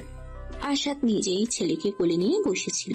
নোরাকে বলেছিল ঘুমিয়ে পড়তে, যেহেতু আব্রাহাম পেট ভরে খেয়েছে তাই আর কাঁদতো না। কিন্তু নোরা ঘুমায়নি। দুজনকে বসিয়ে রেখে ও কিভাবে ঘুমোবে? আব্রাহাম আর নোরা ঘুমিয়ে গেলেও আরশাদ ঘুমায়নি। ওর ঘুম আসছে না। ওর এখনো অপরাধ বোধ হচ্ছে। নোরার চুলের ভাঁজে চুমু খায়। গাল ঢেকিয়ে রেখে বিড়বিড় করে বলে, তুমি শুধু আমার হয়ে থেকো, আমি তোমার জন্য পুরো দুনিয়ার সাথে লড়বো। মাঝে 2 দিন পেরিয়ে গেছে। আরশাদ বাড়ি থেকে বের হয় না, কোথাও যায়ও না, অফিসেও যায় না। সত্যি সত্যি সব সময় স্ত্রী সন্তানের সাথেই থাকে। আব্রাহামকে নিয়ে এখন আর নোরাকে বেশি কষ্ট করতে হয় না। আরশাদ যেহেতু বাড়িতেই থাকে, ও নিজেও দেখাশোনা করে আব্রাহামের। আরশাদের প্রতি ভয় অনেকটা কেটে গেছে নোরার। এখন আর আরশাদকে আগের মতো ভয় লাগে না ওর। আরশাদ নিজে থেকেই ওর অতীত নোরাকে বলেছে। আব্রাহামকে কিভাবে পেয়েছে সেটাও বলেছে। আরশাদের অতীত শুনে নোরা স্তব্ধ হয়ে গিয়েছিল। ওর সাথে আরশাদের অমন ব্যবহার করার কারণও বুঝতে পেরেছে। আর আব্রাহামের ঘটনা জানতে পেরে তো মেয়েটা কেঁদেই ফেলেছিল। আব্রাহামকে বুকে জড়িয়ে ধরে। নোরা এখন আব্রাহাম আর আরশাদ দুজনকেই ভীষণ ভালোবাসে। অযত্ন, অবহেলা আর কষ্ট পেয়ে আসা নোরা আরশাদের যত্ন, ভালোবাসা পেয়ে সত্যি নিজেকে ভাগ্যবতী মনে করে। কোনোদিন ভাবেনি এমন দিন ওর জীবনেও আসতে পারে। কেউ ওকে ভালোবেসে আগলে রাখবে, ওকে নিয়ে ভাববে, ওর ভালো মন্দের খেয়াল রাখবে, ও জীবনে খুশি থাকবে সেটা ভাববে, ও কিভাবে খুশি থাকবে সেটা ভাববে। প্রথম দিকে তো আরশাদকে নোরার কাছে সাইকো পাষাণ পুরুষ মনে হয়েছে। কেমন অদ্ভুত ব্যবহার করত, সবসময় রেগে থাকতো, ওকে কষ্ট দিত। কষ্ট পেলে সবাই ভেঙে পড়ে না, অনেকে নষ্টও হয়ে যায়। তবে আরশাদ হয়ে গিয়েছিল সাইকো টাইপের হৃদয়হীন। আরশাদ আব্রাহামকে নিয়ে সোফায় বসে আছে। নোরা ঘুমিয়ে আছে বেডরুমে। বিচারি গত রাতে ঘুমোতে পারেনি দুই বাপ বেটার যন্ত্রণায়। আব্রাহামকে ঘুম পাড়াতে পাড়াতে নিজেও ঘুমিয়ে গেছে। আব্রাহাম ঘুম থেকে আবার উঠে গেলেও নোরার ঘুম ভাঙেনি। আরশাদ ছেলেকে তুলে নিয়ে নিচে নেমে এসেছে যেন নোরার ঘুম না ভাঙে। কলিং বেল বেজে ওঠে। সার্ভেন্ট গিয়ে দরজা খুলে দেখে দারোয়ান দাঁড়িয়ে আছে। দারোয়ান ভেতরে এসে আরশাদের সামনে মাথা নিচু করে দাঁড়িয়ে বলে, স্যার আপনার মা এসেছেন, কিছুতে যাচ্ছেন না, গেটের বাইরে দাঁড়িয়ে আছেন। আর কে এসেছে? আপনার ছোট্ট ভাই। আর কেউ আসেনি? না স্যার। ভেতরে আসতে দিন। দারোয়ান বেরিয়ে যায়। কয়েক মিনিট পরে এরশাদ আর ওর মা ভেতরে প্রবেশ করে। আরশাদ একবার দুজনের দিকে তাকিয়ে ছেলের মুখের দিকে তাকিয়ে থাকে। আরশাদ, কিসের জন্য এসেছো? এভাবে কথা বলছো কেন? কিভাবে আশা করছো? কেন এসেছো সেটা বলো। এখনো রেগে আছো? কি জন্য এসেছো সেটা বলো। বাড়ি ফিরে চলো। আরশাদ ছেলের দিক থেকে চোখ সরিয়ে মা আর ভাইয়ের দিকে তাকায়। ওর তাকানো দেখে ভয় পেয়ে যায় আরশাদ। বাড়িতেই আছি আমি। ওই বাড়িতে ফিরে চলো। কেন? ওখানে আমরা সবাই আছি। এখানে আমার স্ত্রী সন্তান আছে। ওদের নিয়ে যাব। আমরাও ছেলের বউ আর নাতিকে কাছে পেতে চাই। তোমাদের কি মনে হয় যেখানে আমার স্ত্রী সন্তান সম্মান পাবে না আমি ওদের সেখানে নিয়ে যাব? সম্মান পাবে না কেন? অবশ্যই পাবে সম্মান। বাড়ি বয়ে এসে অপমান করে গেছো আর এখন বলছো বাড়িতে নিয়ে গিয়ে সম্মান দেবে? How strange. এভাবে বলছো কেন? আমি আমার স্ত্রী সন্তানকে নিয়ে ওই বাড়িতে যাচ্ছি না। আরশাদের মা আরশাদের পাশে বসেন। ছেলের হাত ধরে বলেন, বাবা প্লিজ ফিরে চলো। তোমার আব্বু আর কিছু বলবে না। উনি মেনে নিয়েছে তোমার স্ত্রী সন্তানকে। মেনে নিল কেন? উনি নিজের ভুল বুঝতে পেরেছে। ভুল বুঝতে পেরেছে ভালো কথা, কিন্তু আমরা যাচ্ছি না। নোরা এখনো ছোট, বাচ্চা একটা মেয়ে। ও একা বাচ্চা হয়ে আরেক বাচ্চাকে একা একা কিভাবে সামলাবে? আমি আছি তো, আমি ওকে সাহায্য করব। তুমি তো সবসময় বাড়িতে থাকবে না। বাড়িতে না থাকলে থাকবো কোথায়? অফিসে তো আর যাবই না। বাইরেও আমার কোনো কাজ নেই। তুমি নিজের বিজনেসের জন্য তো বছরে 2-3 বার স্পেনে যাও। তখন নুরায় একা একা কিভাবে সামলাবে? বাড়িতে মেড আছে। তুমি যাবে না? না। নোরা যদি রাজি হয় যেতে তবুও যাবে না। আমার কথার উপরে নোরা টু শব্দ করারও সাহস করবে না। মেয়েটা কে এইভাবে ভয় দেখাচ্ছ কেন তুমি? আমার কথা শেষ হলে আসতে পারো। আমার কথা বলতে ভালো লাগছে না। আরশাদ, আমি তোমার মা। সেজন্যই এতক্ষণ ধরে কথা বলছি। প্লিজ ফিরে চলো বাবা। তোমাদের কি মনে হয় যেই রুমে ওই নষ্ট মহিলা বছরের পর বছর থেকেছে সেই রুমে আমি আমার স্ত্রী সন্তানকে নিয়ে থাকবো? ওই রুমে না থাকলে অন্য রুমে থাকবে। আমি ওই বাড়িতেই ফিরতে চাই না। তুমি অতীত থেকে পালিয়ে বাঁচতে চাইছো? তুমি সবকিছু থেকে পালালেও নিজের থেকে কিভাবে পালাবে ভাইয়া? ওই রুমে ওই বাড়িতে শায়লা থাকলেও তোমার বুকেই তো ঘুমিয়েছে। আগুন চোখে তাকায় ভাইয়ের দিকে। এরশাদ শুকনো ঢোক গিলে বলে, আমি বলতে চাইছি অতীত থেকে পালিয়ে বাঁচার চেয়ে অতীত ভুলে যাওয়াই ভালো। তুমি ফিরে চলো। ভাবি আর আব্রাহামের মধ্যে নিজেকে ডুবিয়ে রাখো, অতীতের সব ভুলে যাবে শীঘ্রই। আমি যাব না এই বাড়িতে। এক কথা কতবার বলতে হয়? আব্বু তোমাদের যেতে বলেছে। তাহলে সে আসেনি কেন? ইগোর জন্য। ইগো নিয়েই থাকতে বলো গিয়ে। আরশাদ, ফিরে চলো। ওখানে গেলে আব্রাহাম পরিবারের সবাইকে কাছে পাবে তুমি। নুরারও বেশি কষ্ট হবে না। ওকে একা একা সামলাতে একটা বাচ্চা বড় করা খুব ইজি না। আমি যাব না বলছি তো। প্রয়োজনে সব কাজ ছেড়ে ছুড়ে আমি বাড়িতেই থাকবো। আরশাদের রাগ দেখে ওর মা চুপ হয়ে যান। আব্রাহাম ড্যাব ড্যাব করে বাবার মুখের দিকে তাকিয়ে হাত খাচ্ছে। ওকে দেখতে ভীষণ আদুরে লাগছে। নাতিটাকে একটু কোলে দাও। আরশাদ ঘাড় কাত করে মায়ের মুখের দিকে তাকায়। মুচকি হেসে বলে, নাতি? রাস্তার নাম পরিচয়হীন একটা বাচ্চাকে বাড়িতে তুললে বাড়ির মান সম্মান কমে যাবে না? একটা আজে বাজে মেয়েকে ছেলের বউ হিসেবে মেনে নিলে আব্বুর বংশের নাম ছোট হবে না? আরশাদ। আরশাদ চুপচাপ তাকিয়ে থাকে কিছুক্ষণ। আব্রাহামকে মায়ের কোলে দিয়ে বলে, আমি এখন কোথাও যাব না। যদি কোনোদিন যেতে ইচ্ছে করে তাহলে যাব, আর ইচ্ছে না করলে যাব না। তোমার অহংকারী হাজবেন্ডকে বলে দিও এই আরশাদ কারো ধার ধারে না, না এই সমাজের আর না মান সম্মানের। আমি যেভাবে খুশি থাকবো, ভালো থাকবো সেটাই করব। অন্য কাউকে খুশি করার জন্য, ভালো রাখার জন্য নিজের খুশি, আনন্দ, ভালো থাকাকে বিসর্জন দেব না। প্রকৃতিতে রাত নেমে এসেছে, চারপাশ অন্ধকারে নিমজ্জিত। আশেপাশে কোথাও নেই শহরের কোলাহল, ব্যস্ততা। একদম শান্ত নীরব পরিবেশ। এরশাদ আর ওর মা রাতের খাবার খেয়ে কিছুক্ষণ আগেই বেরিয়ে গেছে। ওনারা হাজার চেষ্টা করেও আরশাদকে যাওয়ার জন্য রাজি করাতে পারেনি। আরশাদ নিজের কথায় অনড়, যাবে না মানে যাবে না। ওর যদি কোনোদিন যেতে ইচ্ছে করে তখন যাবে। আব্রাহাম একটু আগেই ঘুমিয়েছে। নোরা চুপচাপ শুয়ে আছে ছেলের পাশে। আরশাদ নিচে গেছে, এখনো আসেনি। বেশ কিছুক্ষণ পর আরশাদ রুমে প্রবেশ করে। নোরা মাথা তুলে তাকায় ওর দিকে। আরশাদ দরজা লাগিয়ে এগিয়ে আসে হাসি মুখে। এই গম্ভীর রাগের মুখে এখন বেশিরভাগ সময় হাসি ফুটে থাকে। হাসলে লোকটাকে মারাত্মক লাগে। নজর কেড়ে নেয় ওই হাসি। আরশাদ সোজা এসে বিছানায় উঠে নুরার দুদিকে 4 হাত পা দিয়ে ঝুঁকে পড়ে মুখের কাছে। নুরার মুখের উপর ফু দিয়ে ভ্রু নাচিয়ে বলে, কি দেখো এভাবে তাকিয়ে? নুরা এলোমেলো দৃষ্টি বুলিয়ে বলে, তো কই? একটা কথা বলো। কথা বলতে গেলে তুমি তোতলাও কেন? কই? একটু আগেই তো কই বললে। নুরা চুপ করে থাকে। আরশাদ নুরার উপর ভর ছেড়ে দেয়।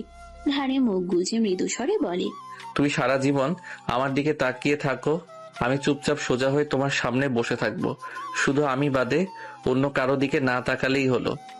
আমি অন্য কারো দিকে তাকাতেই চাই না, অন্য কারো নজরে যেতে চাই না।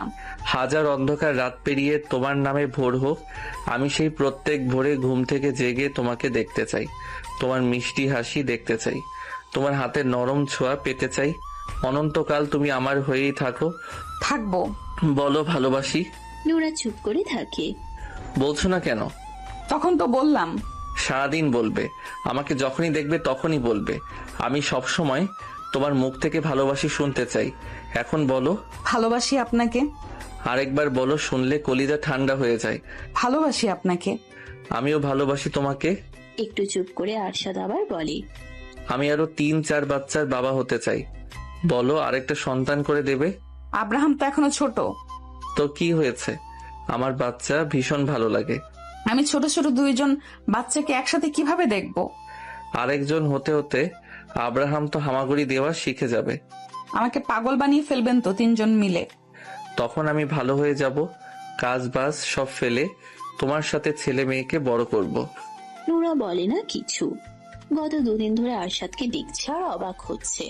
হুট করে পুরো আরশাদ চৌধুরী পরিবর্তন হয়ে গেছে। রাগী গম্ভীর আরশাদ চৌধুরী হারিয়ে গিয়ে প্রেমিক আরশাদ চৌধুরী হাজির হয়েছে। আরশাদ একটু উঁচু হয়। নুরার ওষ্ঠ জোড়ায় আলতো চুমু খেয়ে গালের সাথে গাল ঠেকিয়ে সুর ধরে গান গাইতে শুরু করে। আমি এমন একটা তুমি চাই, এমন একটা তুমি চাই, যে তুমিতে আমি ছাড়া অন্য কেউ নাই। তুমি একবার বলো যদি, আমি পাড়ি দেব খরস্রোতা নদী, ভালোবাসা দেব পুরোটা। আমি এমন একটা তুমি চাই, এমন একটা তুমি চাই, যে তুমিতে আমি ছাড়া অন্য কেউ নাই। পুরো গল্পটা কেমন লেগেছে অবশ্যই মতামত জানাবেন সবাই। এমন আরো গল্প শুনতে চ্যানেলটি সাবস্ক্রাইব দিয়ে রাখবেন। ধন্যবাদ।